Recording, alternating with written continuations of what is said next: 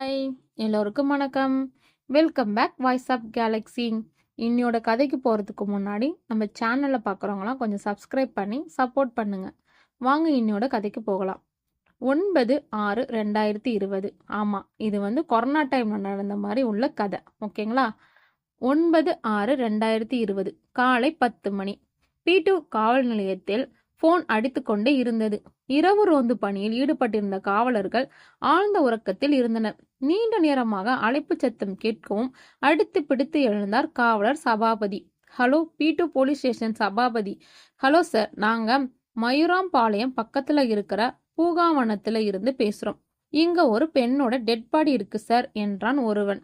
இதோ உடனே வர்றோம் என்றார் சபாபதி. மயூராம்பாளையம் பக்கத்துல இருக்கிற யூகாவனத்துல ஒரு பொண்ணோட டெட் பாடி கிடக்கமாம். ஊருக்காரங்க போன் பண்ணாங்க சார் என்றபடியே இன்ஸ்பெக்டர் ரத்னவேலுக்கு தொலைபேசி மூலம் தகவலை அளித்துவிட்டு தனது டீமை அழைத்து கொண்டு அவ்விடம் விரைந்தார் சபாபதி. போலீஸ் வாகனம் அந்த யூகாவனத்துக்குள் நுழையவும் மக்கள் கூட்டம் விலகி நின்று வழிவிட்டது. பிணத்தின் அருகே சென்று பார்த்தார் சபாபதி. ஒரு இளம் பெண், 35 வயது இருக்கும், கழுத்து அறுக்கப்பட்டு இறந்து கிடந்தாள். எதிராளியுடன் கடுமையாக போராடி இருப்பாள் போலும். ஆங்காங்கே கை கால் முகம் முழுவதும் சிராய்ப்புகளும் கீறல்களும் இருந்தன. சிவப்பு நிற நைட்டி அணிந்திருந்தாள். தலைமுடி பின்னப்படவில்லை, கொண்டையாக மட்டுமே முடிந்திருந்தாள். பெரிதாக நகை எதுவும் போடவில்லை. கழுத்தில் தாலி செயின் மட்டும் இருந்தது. காதில் ஒரு சிறு தோடு, கால்களில் வெள்ளி கொலுசு, மெட்டி மட்டுமே அணிந்திருந்தாள். அருகில் ஏதேனும் தடயம் கிடைக்கிறதா என்று சபாபதி சுற்றுமுற்றும் பார்த்து கொண்டிருக்கும் சமயம் அவ்விடம் வந்து சேர்ந்தார் இன்ஸ்பெக்டர் ரத்னவேல். என்ன கண்டிஷன் என கேட்க, ஒரு பொண்ணை கழுத்தறுத்து கொண்டு போட்டிருக்காங்க சார். கழுத்து அறுபட்டு ரத்தம் உறைந்து போன தடயம் இருக்கு. பாடி டீகம்போஸ் ஆகல. சோ இறந்து ரொம்ப நாள் ஆகியிருக்க வாய்ப்பு இல்ல. அநேகமா நேத்து சாயந்தரம் இல்ல நைட்ல தான் இந்த கொலை நடந்திருக்கணும் என்றார் சபாபதி. பொண்ணு யாருன்னு ஏதாவது தெரிஞ்சதா, ஏதாவது தடயம் கிடைச்சதா என ரத்னவேல் கேட்க, இல்ல சார், இனிதான் விசாரிக்கணும். இங்கு கூடி நிக்கிற மக்கள் கிட்ட கேட்ட வரைக்கும் இந்த ஊர் பொண்ணு இல்லைன்னு தெரியுது என்றார் சபாபதி. யாரையா முதல்ல பார்த்தது என கேட்க, நான் தாங்க பார்த்தேன் என்றபடியே கூட்டத்திலிருந்து முன்னே வந்தான் ஒருவன். கால்களை பின்னியபடி இடுப்புக்கு கீழே வேட்டியை கட்டி கையில் ஒரு தொரட்டி கம்பினை பிடித்தபடி, உன் பேர் என்னையா, எந்த ஊருக்காரன் நீ என ரத்னவேல் கேட்க, என் பேரு ஈனமுத்துங்க, செட்டின்னு கூப்பிடுவாங்க, இந்த ஊர் தாங்க என சொன்னான். எப்போ பார்த்த இந்த சடலத்தை என கேட்க, காலையில் ஒரு 9:30 மணி இருக்கும். தாங்கனாமேட்டுக்கு கிடை போடலாம்னு ஆடுகளை பத்திட்டு இந்த வழியா போனேன். அப்போ 4-5 நாய்ங்க குறைச்சிட்டு இருந்தது. காக்காவும் கூட்டமா கத்திக்கிட்டே இருந்தது. என்னன்னு போய் பார்த்தப்போ பக்குன்னு ஆயிடுச்சு. உடனே ஊர்க்காரங்களுக்கு போன்ல தகவல் சொன்னேன். அவங்க தான் போலீஸுக்கு தகவல் சொன்னது. ஊர்க்காரங்க வர்ற வரைக்கும் நான் இங்கேயே தான் பக்கத்துல நின்னேன் என்றான் ஈனமுத்து. நீ வந்தப்போ இந்த பக்கமா வேற யாராவது வர்றதையோ இல்ல போறதையோ பாத்தியா என ரத்னவேல் கேட்டார். இல்லைங்கய்யா, அப்படி யாரும் இல்லை. இந்த பக்கம் ஆவி நடமாட்டம் இருக்கும்னு பொதுவா யாரும் வரமாட்டாங்க. இந்த ஆடு மாடு மேய்க்கிறவங்க மட்டும்தான், அதுவும் கூட்டமா தான் பெரும்பாலும் போவோம் என்றான் ஈனமுத்து. அப்புறம் இன்னைக்கு மட்டும் எப்படி தனியா நீ வந்த என ரத்னவேல் கேட்க, நானும் என் மச்சானும் சேர்ந்துதான் கிடை போடுறதா இருந்துச்சு.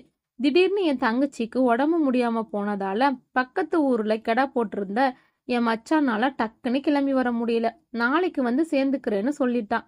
அதனாலதான் தனியா வந்தேன்னு என ஈனமுத்து சொல்ல, சரி சரி, வேற ஏதாவது தகவல் தேவைப்பட்டால் கூப்பிடுவோம், வரணும் சரியா என ரத்னவேல் சொன்னார். சரிங்க ஐயா, இங்கதான் கெடா போட்டிருப்பேன், நீங்க எப்ப கூப்பிட்டாலும் வர்றேனுங்க என்றான் ஈனமுத்து. ஓகே, ஃபாரன்சிக்கு தகவல் சொல்லிடுங்க. இந்த பொண்ணோட போட்டோவை மீடியால பப்ளிஷ் பண்ண சொல்லுங்க. பக்கத்து ஊர்கள்ல பொண்ணுங்க காணாம போனதா ஏதாவது கம்ப்ளைண்ட் இருக்கான்னு அந்த போட்டோவோட மேட்ச் பண்ணி பார்க்க சொல்லுங்க என்றபடி இறந்த பெண் அருகே சென்று சடலத்தை நோட்டம் விட்டார். சற்று மூடிய நிலையில் இருந்த அந்த சடலத்தின் இடது கையில் இரத்தத்தால் ஏதோ எழுதியவாறு தென்பட்டது. ஒரு சிறு மரக்குச்சியை எடுத்து மூடியிருந்த அந்த விரல்களை விரித்து பார்த்த போது இரத்தத்தில் ஜேஇ என்ற ஆங்கிலத்தில் எழுதியிருந்தது. பார்த்தீங்களா சபா, அந்த பொண்ணு ஏதோ சொல்ல வந்திருக்கு, அதுக்குள்ள உயிர் போயிடுச்சுன்னு நினைக்கிறேன். முதல்ல இந்த பொண்ணு யாருன்னு கண்டுபிடிங்க. அப்புறம் அந்த பொண்ணோட தொடர்புடைய ஜேன்னு ஆரம்பிக்கிற அத்தனை நபர்கள் பொருட்கள் எதுவா இருந்தாலும் நம்ம லிஸ்ட்ல கொண்டு வாங்க என்று கட்டளையிட்டு அவ்விடம் விட்டு நகர்ந்தார் ரத்னவேல். அவர் நகரவும் ஏற்கனவே தகவல் அனுப்பி இருந்தமையால் ஃபாரன்சிக் ஆட்கள் வந்து தடயம் ஏதேனும் கிடைக்கிறதா என்று பார்த்துவிட்டு சடலத்தின் மீது இருந்த இரத்த மாதிரிகளை சேகரித்து விட்டு கிளம்பினார்கள். அது ஒரு யூக்கலிப்டிஸ் மரங்கள் நிறைந்த காடு. அதனாலேயே அக்காட்டிற்கு யூகாவனம் என்ற பெயர் வந்தது. பொதுவாக அக்காட்டின் அருகே ஆள் நடமாட்டம் அதிகம் இருப்பதில்லை. எனவே சமூக விரோதிகள் மட்டுமே பெரும்பாலும் அவ்விடத்தை பயன்படுத்துவது உண்டு. அவ்விடத்தை தாண்டி தாங்கனாமேடு என்ற கள்ளிக்காடு உள்ளது. ஆடு மாடு மேய்ப்பவர்கள் பெரும்பாலும் இந்த யூகனாவனத்தின் வழியே தாங்கனாமேட்டிற்கு செல்வது வழக்கம். அவர்களும் காலையில் சென்றால் மாலை நேரம்தான் திரும்பி வருவது வழக்கம்.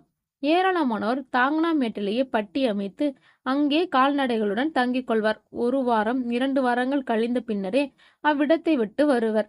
காடு என்றாலே அமானுஷ்யங்கள் இருந்ததுதானே. இந்த யூகானமும் அதற்கு விதிவிலக்கு அல்ல. காதல் தற்கொலைகள், கௌரவ கொலைகள், ஒரு தலை காதலால் அரங்கேறிய கொலைகள் என அவ்வப்போது அந்த யூகாவனம் மரணத்திற்கு பெயர் பெற்ற இடம்தான். எனவே சிறு குழந்தைகள், கன்னி பெண்கள் போன்றவரை அந்த பக்கம் காண முடியாது. அகோர மரணமடைந்தவர்கள் ஆவியாய் அந்த வனம் எங்கும் சுற்றுவதாக ஊர் முழுக்க பேச்சும் உண்டு. எனவே அது ஒரு தடுக்கப்பட்ட பகுதியாவே அவ்வூரில் இருந்து வருகிறது. மேய்ச்சலுக்காக அந்த பக்கம் செல்பவர்கள் கூட ஐயனார் கோயில் பூசாரி மந்திரித்து கொடுத்த தாயத்து இல்லாமல் அவ்வழியாக செல்வது கிடையாது. 10/6/2020, அதாவது அதுக்கும் அடுத்த நாள். அந்த பொண்ணை பத்தி ஏதாவது தகவல் தெரிஞ்சதா என ரத்னவேல் கேட்க, நியூஸ் பேப்பர்ல போட்டோ கொடுத்து தகவல் கேட்டிருக்கோம். எல்லா போலீஸ் ஸ்டேஷனுக்கும் அந்த பொண்ணோட போட்டோ அனுப்பியிருக்கோம். இது வரைக்கும் அந்த பொண்ணு காணாம போன மாதிரி கம்ப்ளைண்ட் எதுவும் பதிவாகல சார் என்றான் சபாபதி. ஒன்னு கவனிச்சிங்களா சபா, அந்த பொண்ணு நைட்டியோட இருக்கு. சோ பொது இடத்துல வைத்து அந்த பொண்ணை கடத்தியிருக்க வாய்ப்பில்லை. வீட்லயோ இல்ல வீட்டுக்கு பக்கத்துலயோ தான் கடத்திருக்கணும். அது மட்டும் இல்லாம அந்த பொண்ணு போட்டிருந்த தாலி, செயின், கொலுசு எல்லாம் அப்படியே இருக்கு. சோ நகைக்காகவும் இந்த கொலை நடந்திருக்க வாய்ப்பில்லை என்றார். ஆமா சார், நானும் நோட் பண்ணேன் இதையெல்லாம் என்றான் சபாபதி. அந்த இடத்துல வேற ஏதாவது தடயம் கிடைச்சதா சபா என்றான் ரத்னவேல். எங்க சார் தடயம் கிடைக்கிறது? எது தடயம் எது குப்பைன்னு பிரிக்க முடியாத அளவுக்கு அந்த யூகாவனம் முழுக்காவே ஆள் நடமாட்டம் இல்லாத இடம்னு குப்பைய கொட்டி வச்சிருக்காங்க. பக்கத்து ஸ்டேட்ல இருந்து வர்ற லாரிக்காரனுங்க ஃபுல்லா அங்கதான் குப்பையை கொட்டுறானுங்க. மருத்துவ கழிவுகள் ஃபுல்லா அங்கதான் சார் கொட்டி கிடக்கு. அந்த குப்பைக்கு நடுவுல நிஜமாவே ஏதாவது தடயம் கிடைச்சா கூட அதையும் குப்பையா தான் நினைக்க தோணும் என்றான் சபாபதி. அதுவும் சரிதான். ஃபாரன்சிக்காரங்க வந்தாங்களே, அவங்களுக்கு ஏதாவது தடயம் கிடைச்சதா என கேட்டார். இல்ல சார், அந்த பொண்ணோட பாடியில இருந்த பிளட் சாம்பிள்ஸை மட்டும் எடுத்துட்டு போயிருக்காங்க. அந்த பிளட் சாம்பிள்ஸை வச்சுதான் ஏதாவது கிளி கிடைச்சாதான் உண்டு. அதுவும் இல்லாம அந்த பொண்ணு கையில எழுதியிருந்த ஜேஇ லெட்டர்ஸ் மட்டும்தான் இப்போதைக்கு நமக்கான க்ளூ சார் என்றான். போஸ்ட்மார்ட்டம் ரிப்போர்ட் வந்தாச்சா என ரத்னவேல் கேட்க, இல்ல சார், இன்னைக்கு ஈவினிங்குள்ள போஸ்ட்மார்ட்டம் ரிப்போர்ட் ரெடி ஆகிடணும்னு சொல்லியிருக்காங்க என்றார் சபாபதி. ஓகே, ரிப்போர்ட் வரட்டும், ஃபர்தரா நாம மூவ் பண்ணுவோம். ஆனால் பாடி நேத்தே கிடைச்சாச்சு. எப்படியும் 2-3 நாளுக்குள்ள இந்த கேஸை கண்டுபிடிச்சு பாடிய அவங்க குடும்பத்துக்கிட்ட ஒப்படைக்கணும் என்றார் ரத்னவேல். ஓகே சார், நேத்தே வீட்டுக்கு போகல. இன்னைக்கு வீட்டுக்கு போய் குளிச்சுட்டு சாப்பிட்டு ரெடியாகி வந்துடுறேன் சார் என்றான் சபா. ஓகே, ஹாஸ்பிட்டல்ல இருந்தோ இல்ல ஃபாரன்சிக்ல இருந்தோ ஃபர்தரா ஏதாவது இன்ஃபர்மேஷன் வந்தா எனக்கு கால் பண்ணுங்க. எனக்கு கமிஷனர் ஆபீஸ்ல கொஞ்சம் மேல இருக்கு, நான் போயிட்டு வந்துடுறேன் என்றார் ரத்னவேல். சிதம்பரம் சார், வீட்டுக்கு போயிட்டு ஈவினிங் வந்துடுறேன், கொஞ்சம் பார்த்துக்கோங்க. ஏதாவது தகவல் வந்தா கால் பண்ணுங்கள், உடனே வந்துடுறேன் என்று சபாபதி சொல்லிவிட்டு கிளம்பி விட்டான். முந்தா நேத்து நைட் டியூட்டி போனவங்க நேத்தே வருவீங்கன்னு பார்த்தேன், கால் பண்ணாலும் எடுக்கல, ரொம்ப பிஸியா என்று வத்சலா சபாவின் மனைவி கேட்டாள். ஆமாமா, ஒரு கொலை கேஸ். நம்ம யூகாவனத்தில் ஒரு பொண்ணை கொலை செஞ்சு போட்டிருக்காங்க. அந்த பொண்ணு யாரு என்னன்னு தெரியல. இன்னைக்கு காலையில பேப்பர்ல நியூஸ் கொடுத்திருக்கு என்றபடியே தனது மொபைலை எடுத்து அதில் அந்த பெண்ணின் புகைப்படத்தை காட்டினார் தன் மனைவியிடம். ஏங்க, இவங்களை எங்கேயோ பார்த்த மாதிரியே இருக்கு என்றாள் அவன் மனைவி. என்னடி சொல்ற, நீ இவங்கள பார்த்திருக்கியா? அப்ப இவங்க யாருன்னு தெரியுமா என்றார் சபாபதி. எங்கேயோ பார்த்திருக்கேன், பட் எங்கன்னு தான் ஞாபகம் இல்லை என்னான். கொஞ்சம் யோசிச்சு பாரு என்றான். இருங்க இருங்க, யோசிச்சு பார்க்கறேன். சரி சரி, அப்படியே ஒரு டீ போட்டுட்டே யோசிச்சுட்டு இரு, நான் போய் குளிச்சுட்டு வந்துடுறேன், அதுக்குள்ள யோசிச்சுவே என்றான் சபாபதி. டிவி கொஞ்சம் இங்க வாயேன், இவங்களை எங்கேயோ பார்த்த மாதிரி இருக்குல்ல, உனக்கு தெரியுதா பாரு என்றாள் வத்சலா. அம்மா, இவங்க மாயா மிஸ்மா. ஏமா மிஸ் மேல எல்லாம் ரத்தமா இருக்கு, என்னாச்சுமா மிஸ்ஸுக்கு என்றாள் திவ்யா. திவ்யா சபாபதி வத்சலாவின் ஒரே மகள். இவங்க உன் மிஸ் அடி என கேட்க, எனக்கு எடுக்கலம்மா, ஆனா எங்க ஸ்கூல்ல தான் ஒர்க் பண்றாங்க. ரொம்ப நல்ல மிஸ்மா, ரொம்ப கைண்டா இருப்பாங்க. நம்ம ஆர்த்திக்கு இவங்க தான் தமிழ் எடுக்கிறாங்க. என்னாச்சுமா இவங்களுக்கு என்றாள் திவ்யா வருத்தம் தோய்ந்த முகத்துடன். இவங்கள யாரோ கொன்னுட்டாங்களாண்டி, அப்பா இப்போதான் சொல்லிட்டு இருந்தாங்க. பேப்பர்ல நியூஸ் கொடுத்திருக்காங்களாம், யாருன்னு தெரியலன்னு சொன்னாங்க. ஐயோ கொலையா என்று கதறி துடித்தாள் திவ்யா. அதற்குள் சபாபதி போன் அடிக்கவும் அவர் குளியலில் இருப்பதால் அதை அட்டன் செய்தால் அவள் மனைவி. ஹலோ வஸ்தலா. ஹலோ B2 போலீஸ் ஸ்டேஷன்ல இருந்து சிதம்பரம் பேசுறேன். ஐயா இல்லைங்களா? சொல்லுங்க ஐயா, குளிச்சிட்டு இருக்காங்க. ஏதோ தகவல் சொல்லணுமா? இல்ல, நேத்து ஒரு கொலைகேஸ் பாடி யாரோடதுன்னு தெரியாம பேப்பர்ல விளம்பரம் கொடுத்திருந்தோம். அந்த பொண்ணு யாருன்னு ஐயா கிளம்புன கொஞ்ச நேரத்திலே தகவல் வந்துருச்சு. நான் தான் உடனே தொந்தரவு பண்ண வேண்டாம்னு இப்போ கூப்பிடுறேன் என்றான் சிதம்பரம். அப்படியா? ஐயா வந்ததும் உடனே கூப்பிட சொல்றேன் என்றாள். என்னம்மாம், ஏதாவது ஞாபகம் வந்ததா என்றபடியே குளியலறையை விட்டு வெளியே வந்தான் சபாபதி. ஆமாங்க, அவ திவ்யா ஸ்கூல்ல தான் டீச்சராம். நம்ம திவ்யா ஃப்ரெண்ட் ஆர்த்தி இருக்கால, அவளுக்கு அவங்க தான் தமிழ் டீச்சராம் என்றாள். டீச்சரா என்றான் சபாபதி. ஆமா, அது மட்டும் இல்ல, சிதம்பரம் சாரும் ஃபோன் பண்ணினாரு. அநேகமா இத சொல்றதுக்கு தான் இருக்கும்னு நினைக்கிறேன். அந்த போனை கூட என்னன்னு கேட்கிறேன் என்றபடியே தன் மனைவியிடமிருந்து போனை வாங்கி சிதம்பரத்திற்கு அழைத்தார் சபாபதி. ஹலோ, சொல்லுங்க சிதம்பரம் என்றான் சதாபதி. சார், நேத்து கொலையான பொண்ணை பத்தி தகவல் வந்திருக்கு. ஃபாரன்சிக் ரிப்போர்ட், போஸ்ட்மார்ட்டம் ரிப்போர்ட் ரெண்டும் வந்திருக்கு. நீங்க வரீங்களா சார்? இல்ல நானே ரத்னவேல் சாருக்கு இன்ஃபார்ம் பண்ணிடட்டுமா? இல்ல, நான் இப்போ உடனே வரேன். ரிப்போர்ட்ஸ் ரெண்டையும் ரீட் பண்ணி பார்த்துட்டு ப்ராப்பரா ரத்னவேல் சாருக்கு தகவல் சொல்லணும் என்றான் சபாபதி. உடனே காவல் நிலையம் விரைந்தவர் ஃபாரன்சிக் ரிப்போர்ட், போஸ்ட்மார்ட்டம் ரிப்போர்ட் ரெண்டையும் வாசித்து பார்த்தவர் ரத்னவேல் சாருக்கு ஃபோன் செய்தார். Hello, good evening sir, Sabapathi என்றான். குட் ஈவினிங் சபாம், எனி இன்ஃபர்மேஷன் என கேட்க, எஸ் சார், அவங்க ஒரு school teacher. School management call பண்ணி அட்ரஸ் வாங்கிட்டேன். ஃபாரன்சிக் ரிப்போர்ட், போஸ்ட்மார்ட்டம் ரிப்போர்ட் ரெண்டுமே வந்துட்டு எடுத்துட்டு உங்க வீட்டுக்கு வரேன் என்றான் சபாபதி. சபாபதி ரத்னவேல் வீட்டிற்கு சென்று இரு ரிப்போர்ட்களையும் காட்ட அதை படித்து பார்த்தவர், ஆல்ரைட், ஆல்ரெடி தெரிஞ்சதுதான். கழுத்தறுக்கப்பட்டதுனால மூச்சு திணறி இறந்திருக்காங்க. ஒருவேளை ரேப்பிங் கேஸா இருக்குமோன்னு ஒரு டவுட் இருந்துச்சு. இப்போ அதுவும் இல்லைன்னு கன்ஃபார்ம் ஆயிடுச்சு. Next forensic report. Victim blood AB positive, but பாடியில P நெகட்டிவ் வகை பிளட் இருந்திருக்கு. மேபி அது அக்யூஸ்ட் பிளட்டா இருக்கலாம் என்றான் ரத்னவேல். அப்போ நகைக்காகவும் கொலை நடக்கல, ரேப்பிங் கேஸும் இல்ல, வேற என்ன காரணமாம் இருக்கும் என்றான் சபாபதி. அது அந்த டீச்சர் வீட்டுக்கு போனாதான் தெரியும். அந்த டீச்சர் அட்ரஸ் இருக்குல்ல, அதை எடுத்துக்கோங்க, கிளம்புவோம் என்றான் ரத்னவேல். சபாபதி வந்த காவல்துறை வாகனத்திலேயும் இருவருமாய் கிளம்பி பிரயண்ட் நகர் டீச்சர்ஸ் காலனிக்குள் நுழைந்தனர். ஏற்கனவே மாயா டீச்சர் வீட்டிற்கு தகவல் தெரிவிக்கப்பட்டு இருந்தமையால் ஆண்கள் மார்ச்சுவரிக்கு சென்றிருந்தனர். வீட்டில் மாயா டீச்சரின் அம்மாவும் சித்தியும் அவரின் இரு குழந்தைகளும் மட்டுமே இருந்தனர். பாவம், இரண்டுமே சின்ன குழந்தைகள், பெண் பிள்ளைகள் வேறு. அன்னை இறந்தது கூட தெரியாமல் இரு குழந்தைகளும் விளையாடி கொண்டிருந்தன. எப்படியும் இரண்டு குழந்தைக்குமே 6 வயதிற்கு உள்ளதா இருக்கும். சபாபதிக்கு அந்த குழந்தைகளை பார்க்கும்போது என்னவோ போல் இருந்தது. டீச்சர் ஹஸ்பண்ட் வீட்டில் இல்லையாமா என்றான் சபாபதி. கடைசியா பிள்ளை முகத்தை ஒரு தடவை பார்த்துட்டு வரேன்னு சொல்லி அவரும் என் வீட்டுக்காரும் போயிருக்காங்க. கொலகாரனை கண்டுபிடிக்கிற வரை பாடியை வாங்கக்கூடாதுன்னு சொல்லியிருக்காங்க. மார்ச்சுவருக்கு போயிட்டு போலீஸ் ஸ்டேஷனுக்கு தான் போறதா சொன்னாங்க என்றான் மாயாவின் அன்னை விமலா. என்ன மோட்டிவ்காக கொலை நடந்ததுன்னு இன்னும் தெரியல. விசாரணை நடந்தாதான் எதுவும் சொல்ல முடியும். அது வரைக்கும் பாடியை வாங்காம இருக்கிறது நல்லதில்லை. நீ வாங்கி முறைப்படி அடக்கம் பண்ணுங்க. அந்த ஆத்மா நல்லபடியா போய் சேரட்டும். குற்றவாளியை கண்டிப்பா உங்க கண்ணு முன்னாடி கொண்டு வந்து நிறுத்துவோம். அதுக்கு நாங்க பொறுப்பு என்றான் ரத்னவேல். கண்ணீரை துடைத்தபடியே அவங்க வரட்டும், நாங்க சொல்றோம். அவங்க என்ன சொல்றாங்கன்னு தெரியல என்றபடியே விசும்பினார் விமலா. குழந்தைங்களுக்கு என்ன கிளாஸ்மா படிக்கிறாங்க? எந்த ஸ்கூல்ல படிக்கிறாங்க 2 பேரும் என்றான் Sabapathi.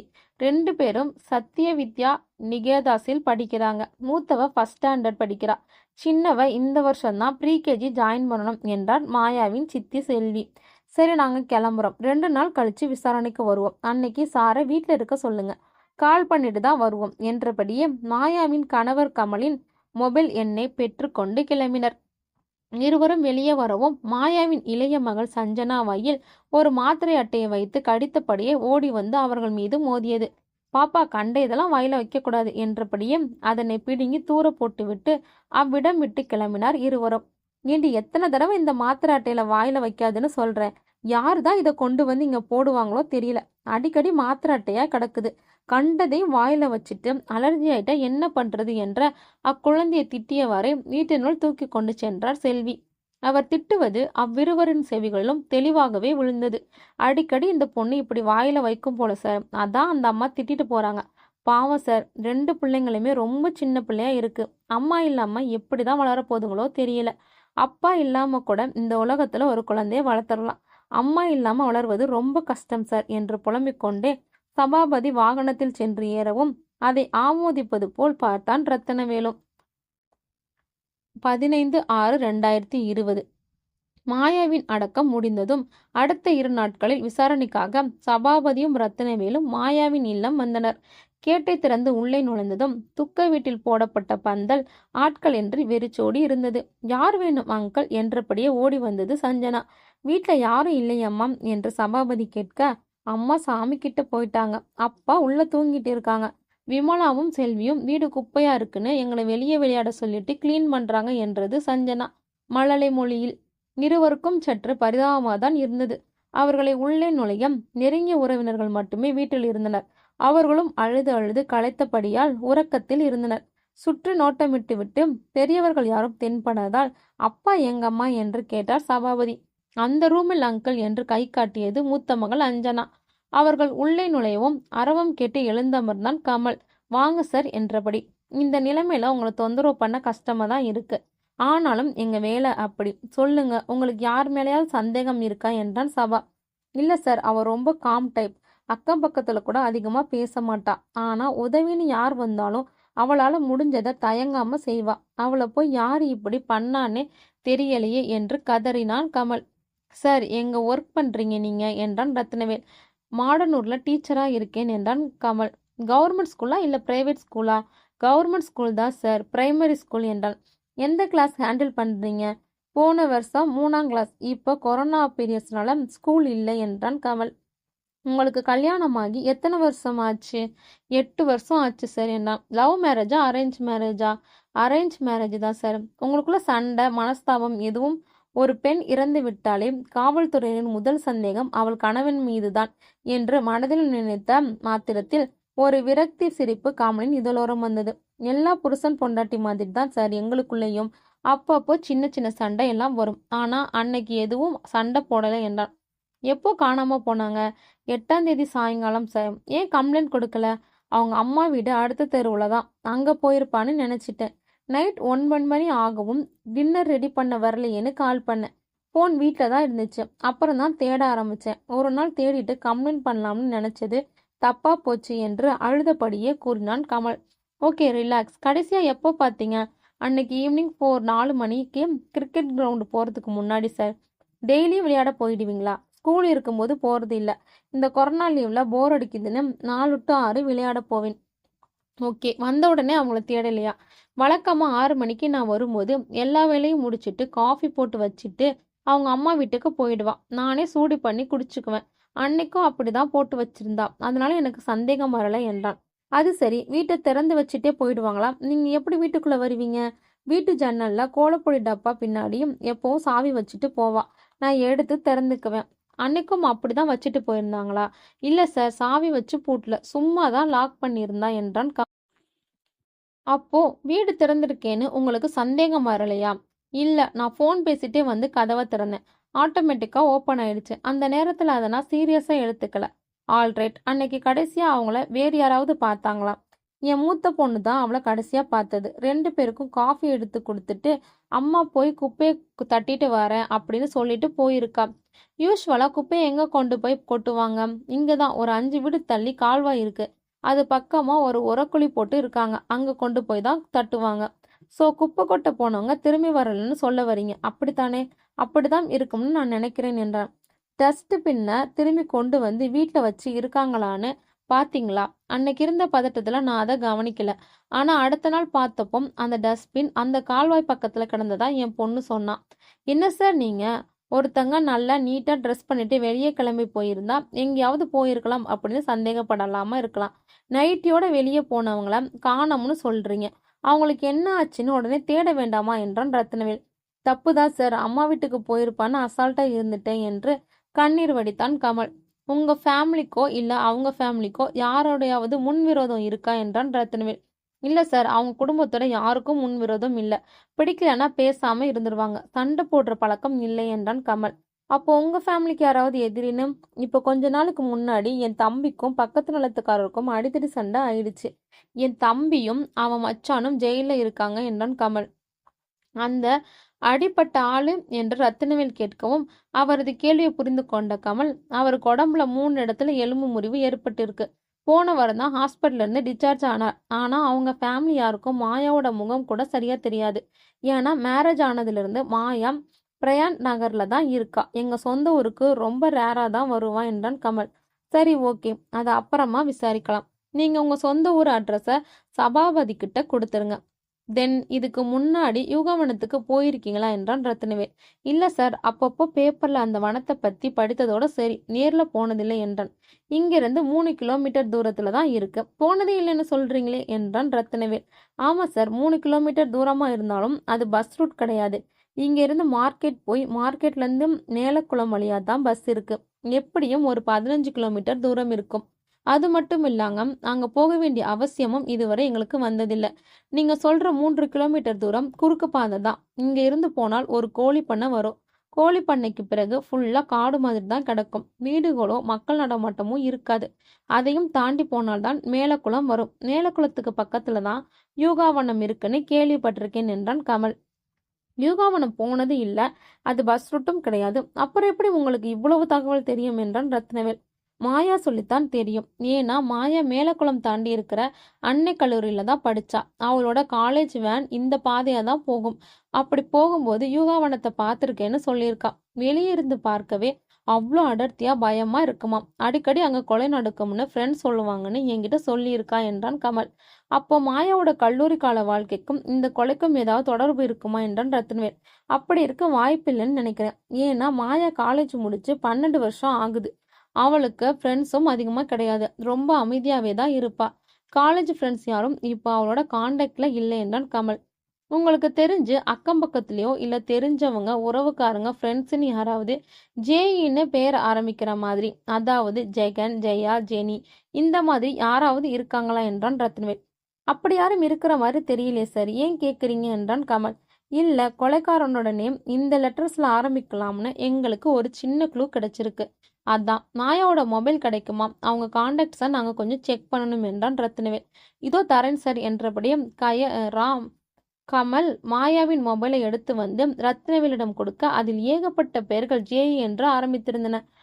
Jaya ma'am, Jaya Gomathi, Jenny, Jeba miss, ஜெபிள் ஜெல் மிஸ் என்று ஏகப்பட்ட பெயர்கள். என்ன சார், யாரையும் தெரியாதுன்னு சொன்னீங்க, இதுல இவ்வளோ பேர் நேம் இருக்க என்றபடி கான்டாக்ட்ஸை ட்ரோல் செய்து கமலிடம் காண்பிக்க, சார் அவ ஒர்க் பண்றது சிட்டிலேயே பெரிய ஸ்கூல். 4500 ஸ்டூடெண்ட்ஸ், 150 டீச்சர்ஸ் இருக்காங்க. அத்தனை பேரும் எனக்கு தெரியாது. அவளோட ஃப்ரெண்ட்ஸ் ஒரு 5-6 பேர் நேம் தான் எனக்கு தெரியும். அது மட்டும் இல்லாம கொரோனா நேரம் என்கிறதுனால ஆன்லைன் கிளாஸ் எடுக்கிறாங்க. ஸோ 2 வருஷமா அவ கிளாஸ்ல இருந்து ஸ்டூடெண்ட்ஸ் அத்தனை பேர் நேமும் அவளோட கான்டாக்ட்ஸ்ல இருக்கும். பழைய ஸ்டூடெண்ட்ஸ் பேர் வேற இருக்கும். அதனால எனக்கு தெரியல. பட் ரொம்ப முக்கியமானவங்களா இருந்தா அவங்க நேம் என்கிட்ட சொல்லியிருப்பா. அப்படி யாரும் நேம்லயும் ஜேஇன்னு ஆரம்பிக்கல. அதனால தான் எனக்கு தெரியல என்றான் கமல். கேட்குறேன்னு தப்பா எடுத்துக்காதீங்க. மேரேஜுக்கு முன்னே அவங்க வேற யாராவது லவ் பண்ணாங்களான்னு தெரியுமா? உங்களோடது அரேஞ்ச் மேரேஜ்னு சொன்னீங்களே என்றான் ரத்னவேல். எஸ் சார், மாயா அவளுடைய கொலிக்கு ஒருத்தனை லவ் பண்ணியிருக்கா. மாயா வீட்டில் ஒத்துழைக்கலைங்கிறனால 2 பேரும் பிரிஞ்சிட்டாங்க என்றான் கமல். அவர் பேரு என்றான் ரத்னவேல். ஜீவா என்றான். ஜீவாவா என்றான் ரத்னவேல். ஆமா சார், ஜீவா தான் அவங்க நேம். ஏன் இவ்வளவு அதிர்ச்சி ஆகுறீங்க என்றான் கமல். நான் முதல்ல ஜேயின்னு ஆரம்பிக்கிற யாரையாவது தெரியுமான்னு கேட்டேன். தெரியாதுன்னு சொன்னீங்க. இப்ப சாவகாசமா எக்ஸ் லவர் ஜீவான்னு சொல்றீங்க என்றான் ரத்னவேல். சட்டுன்னு ஜீவா ஞாபகம் வரல சார். ஏன்னா எங்களுக்கு கல்யாணம் ஆகி 8 வருஷம் ஆகுது. இந்த 8 வருஷத்துல ஒரு தடவை கூட ஜீவா மாயாவை டிஸ்டர்ப் பண்ணது இல்லை. நிறைய தடவை அவளே பெருமையா இதை சொல்லியிருக்கா என்றான் கமல். வாட், எக்ஸ் லவரை பற்றி ஹஸ்பண்ட் கிட்ட பெருமையா சொல்லுவாங்களா? உங்களுக்கு அப்பெல்லாம் கோவம் வராதா என்றான் ரத்னவேல். இதுல கோபப்பட என்ன சார் இருக்கு? எல்லாரும் ஒரு ஸ்டேஜில் லவ் என்கிற விஷயத்த ஓவர் கம் பண்ணி தான் வந்தாகணும். சிலருக்கு சக்சஸ் ஆகும், சிலருக்கு ஃபெயிலியர் ஆகும். வாழ்க்கையோட யதார்த்தத்தை புரிஞ்சுக்கிட்டு தெளிவா அடுத்த கட்டத்துக்கு மூவ் பண்ணிட்டோம்னா யாருக்குமே பிரச்சனை இல்லையே சார் என்றான் கமல். கிரேட் சார், நீங்க 2 பேரும் என்ன காரணத்துக்காக பிரிஞ்சாங்கன்னு தெரியுமா? பெரிய காரணமெல்லாம் எதுவும் இல்லை சார், ஜாதி மட்டும்தான் காரணம். 2 பேரும் வேற வேற கேஸ்ட். மாயா வீட்டில் ஒத்துக்கல. அவங்கள மீறி கல்யாணம் பண்ணிட்டு எப்படியும் நிம்மதியா வாழ முடியாதுன்னு அவங்களாவே முடிவெடுத்து மியூச்சுவலா பிரிஞ்சுட்டாங்க என்றான் கமல். இந்த தகவல் எல்லாம் உங்களுக்கு யார் மூலமா கிடைச்சது என்று கேட்டார். மாயா சொல்லித்தான் தெரியும். மேரேஜுக்கு முன்னாடி எல்லாத்தையும் சொல்லிட்டு தான் சம்மதம்னா கல்யாணம் பண்ணிக்கலாம், இல்லைன்னா வேறு ஏதாவது ரீசன் சொல்லி இந்த மேரேஜை நிப்பாட்டிடலாம் என்கிட்ட சொன்னான். எனக்கு அவளோட அந்த நேர்மை பிடிச்சிருந்துச்சு. ஸோ சந்தோஷமா தான் கல்யாணம் பண்ணிக்கிட்டோம் என்றான் கமல். சரி ஓகே, ஆனா நாங்க போலீஸ்காரங்க, எல்லா கோணத்திலையும் யோசிக்கணும், விசாரிக்கணும். இப்போ அந்த ஜீவா எந்த ஊர்ல ஒர்க் பண்றான்னு தெரியுமா என்றான் ரத்னவேல். மிருதபுரம் அவருக்கு சொந்த ஊரு. அந்த ஸ்கூல் பக்கம்தான். ஸோ அவரு டிரான்ஸ்ஃபர் போயிருக்க சான்ஸ் இல்ல. இப்பவும் அதே ஊர்ல தான் ஒர்க் பண்ணுவாருன்னு நினைக்கிறேன் என்றான் கமல். ஓகே, இனி நாங்க பாத்துக்கிறோம். இறந்து போன உங்க ஒய்ஃப் கையில ரத்தத்துல ஜேன்னு எழுதியிருக்காங்க. அதனால தான் அந்த எழுத்துக்களோட சம்பந்தப்பட்ட பெயருடைய நபர்களை நாங்க சந்தேகப்படுகிறோம். ஸோ உங்களுக்கு அந்த மாதிரி யார் மேலேயும் டவுட் வந்தா கண்டிப்பா எனக்கு கால் பண்ணுங்க என்றபடியே தனது விசிட்டிங் கார்டை கமலிடம் கொடுத்தார். இவ்வாறு ரத்னவேல் கூறவும் கமலின் முகத்தில் லேசான அதிர்ச்சி தெரியவும் அதை அவன் சமாளிப்பதையும் சபாபதி கவனித்தார். என்ன சார், ஏதோ அதிர்ச்சி ஆகிற மாதிரி தெரியுது என்றான் சபாபதி. அதெல்லாம் ஒன்றும் இல்லை சார். இந்த நிமிஷம் வரைக்கும் ஜீவாவை நான் சந்தேகப்படலை. ஆனால் நீங்கள் சொல்கிறதை கேட்கும்போது ஒருவேளை அப்படி இருக்குமோன்னு ஒரு சின்ன அதிர்ச்சி, அவ்வளவுதான் என்றான் கமல்.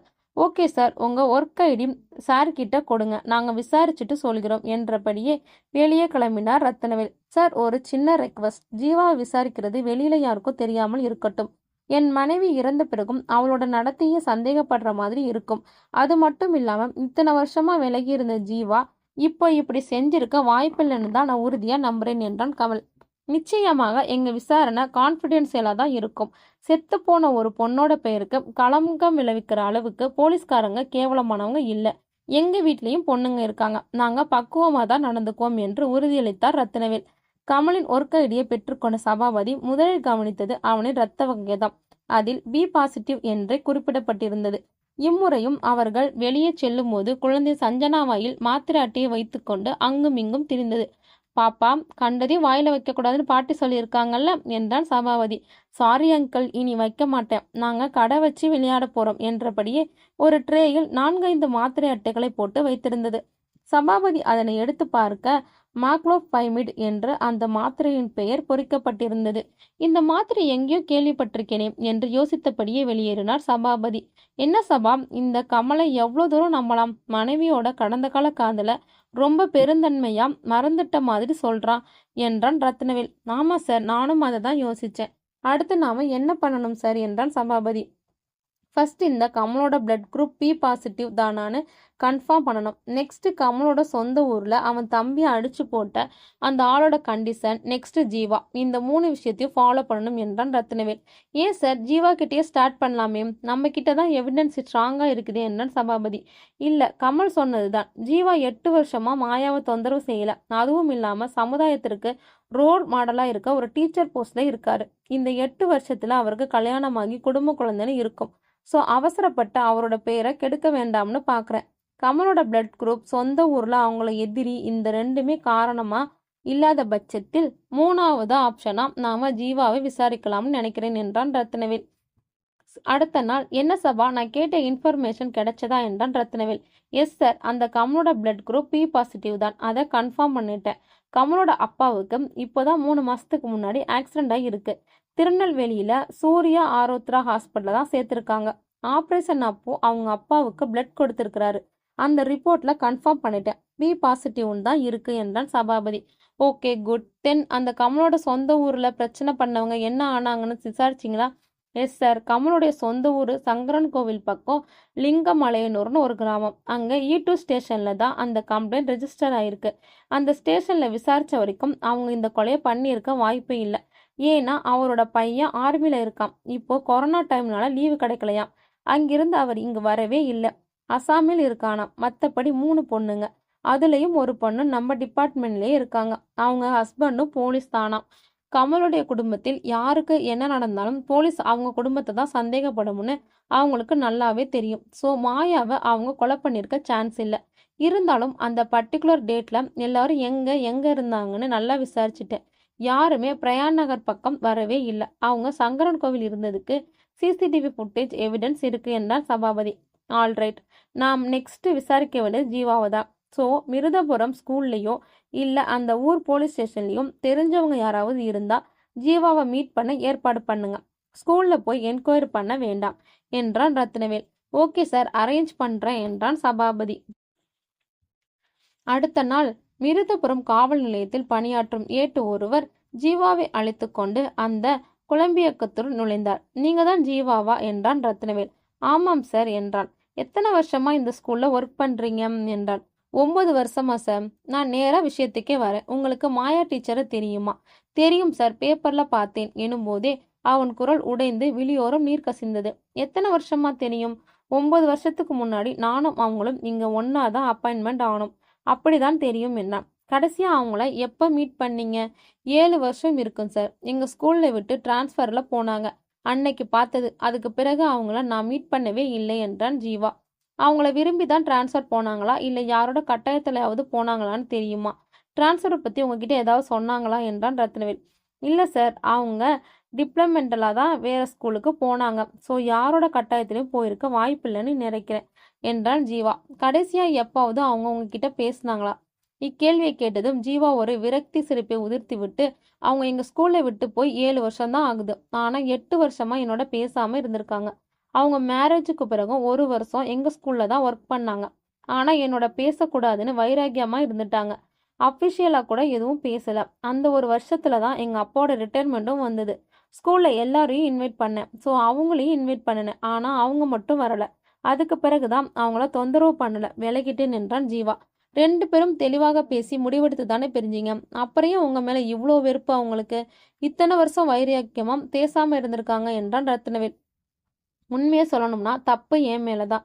வீட்டில் அலையன்ஸ் பார்த்துட்டாங்க அப்படின்னு அவங்க சொன்னதுமே, உனக்கு அதுதான் நல்லது, வீட்டில் பார்க்குறவங்களையே கல்யாணம் பண்ணிக்கோன்னு சொல்லிட்டேன். ஒரு வார்த்தை கூட பேரண்ட்ஸோட வந்து பேசி பார்க்குறேன்னு நான் சொல்லலைன்னு அவங்களுக்கு வருத்தம். அவங்களுக்காக நான் எந்த முயற்சியும் எடுக்கலைன்னு என் மேலே ஒரு வெறுப்பு. டைம் பாஸுக்கு தான் பழகி இருக்கேன்னு முடிவு பண்ணிட்டாங்க. அதனால தான் இவ்வளோ வெறுப்பு என்றான் ஜீவா. அவங்க பேசல சரி, நீங்கள் பேசுறதுக்கு எந்த முயற்சியும் எடுக்கலையா? இல்லை, அவங்க ஃபேஸ்புக் அக்கௌண்ட் ஓப்பன் பண்ணதும் எனக்கு நோட்டிஃபிகேஷன் காட்டுச்சு. நான் ஃப்ரெண்ட் ரெக்வஸ்ட் கொடுத்தேன். ஆனால் அவங்க அக்செப்ட் பண்ணல. அதுக்கு பிறகு நான் அவங்கள தொல்லை பண்ணல என்றான் ஜீவா. இது எப்போ நடந்துச்சு என்றான் ரத்னவேல். 2014 6 வருஷம் ஆகுது சார் என்றார் ஜீவா பெருமூச்சு விட்டபடி. ஓகே, 8ஆம் தேதி நைட்டு எங்கே இருந்தீங்க? கமலா ஹாஸ்பிட்டலில் சார் என்ன. அங்கே என்ன விஷயமா போனீங்க? என் மனைவிக்கு டெலிவரி ஆயிருக்கு. அன்னைக்கு நைட் ஹாஸ்பிட்டலில் அவ கூட தான் நான் இருந்தேன் என்றான். ஓ, தலைப்பிரசவமா? இல்லை சார், செகண்ட் டெலிவரி தான். ஏற்கனவே ஒரு பையன் இருக்கான். 5 வயசு ஆகுது என்றான் ஜீவா. ஓகே ஜீவா சார், ஏதாவது இன்ஃபர்மேஷன் தேவைப்பட்டால் மறுபடியும் உங்களை காண்டாக்ட் பண்ணுவோம். நீங்கள் கொஞ்சம் கோஆப்ரேட் பண்ண வேண்டியது இருக்கும் என்றபடி ரத்னவேலும் சபாபதியும் கிளம்ப எத்தனிக்க, சார் ஒரு நிமிஷம் என்றான் ஜீவா. என்ன சொல்லுங்க சபாபதி. 8 வருஷமா என்னை காண்டாக்ட் பண்ணாவதுங்க. போன வருஷம் கிறிஸ்மஸ்க்கும் நியூ இயருக்கும் ஹாப்பி நியூ இயர், ஹாப்பி கிறிஸ்மஸ்னு மெசேஜ் அனுப்பியிருந்தாங்க என்றான் ஜீவா. வாட், இப்போதான் 8 வருஷமா அவங்க உங்களை காண்டாக்ட் பண்ணவே இல்லைன்னு சொன்னீங்க? ஆமாம் சார், நான் அவங்கள பார்க்கவோ பேசவோ இல்லை. ஆனால் ஃபேஸ்புக் மெசேஞ்சரில் போன வருஷம் கிறிஸ்மஸ்க்கும் நியூ இயருக்கும் மெசேஜ் வந்துச்சு என்னன்னு ஜீவா. நீங்கள் எதுவும் ரிப்ளை பண்ணீங்களா? இல்லை சார், மெசேஜ் பார்த்துட்டு எனக்கு ரொம்ப சந்தோஷமாக இருந்துச்சு. நான் ரிப்ளை பண்ண ட்ரை பண்ணேன். பட் என்கிட்ட அவங்க காண்டாக்ட் நம்பர் இல்லை, டெலீட் பண்ணிட்டேன். ஸோ நானும் மெசேஞ்சர்லேயே ரிப்ளை அனுப்ப ட்ரை பண்ணேன். ஆனால் அவங்க ப்ரொஃபைல் லாக் பண்ணி இருந்ததால என்னோட ரிப்ளை சென்ட் ஆகலை என்றான் ஜீவா. ஓகே ஜீவா, அப்போ நாங்கள் கிளம்புறோம். வேற ஏதாவது டீட்டெயில்ஸ் தேவைப்பட்டா கால் பண்ணுறோம் என்றான் ரத்னவேல். என்ன சபா இது, 8 வருஷமா ஜீவாவை தொந்தரவு பண்ணாதவங்க போன வருஷம் மெசேஜ் பண்ணியிருக்காங்க அப்படின்னா என்ன அர்த்தம் என்றான் ரத்னவேல்.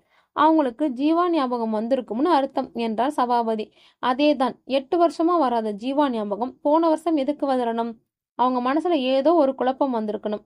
ஏதோ ஒரு வகையில் ஜீவாவை இழந்துட்டோம்னு தோன்றி இருக்கலாம். இல்ல கமலாவோட ஏதாவது மனஸ்தாபம் வந்திருக்கலாம் என்றான் சபா. 8 வருஷமா மனஸ்தாபம் இல்லாம எந்த புருஷன் பொண்டாட்டியாவது இருக்க முடியுமா? ஆனா இத்தனை வருஷத்துல அவங்க ஜீவாவை தேடலையே என்றான் ரத்னவேல். ஒருவேளை ஜீவா பொய் சொல்லி இருந்தா என்றான் சபா. மாயா காண்டாக்ட் பண்ணலன்னு வேணா பொய் சொல்லாமலாமே தவிர காண்டாக்ட் பண்ணாங்கன்னு ஏன் பொய் சொல்லணும்? இதனால ஜீவாவுக்கு தான் ரிஸ்க். ஸோ ஜீவா பொய் சொல்லியிருக்க வாய்ப்பில்லைன்னு நினைக்கிறேன் என்றான் ரத்னவேல். புரிஞ்சுக்கிட்ட ஹஸ்பண்ட் இருக்கும்போது ஏன் பழைய காதலனை மறுபடியும் ஞாபகப்படுத்தி பார்க்கணும் என்றான் சபா.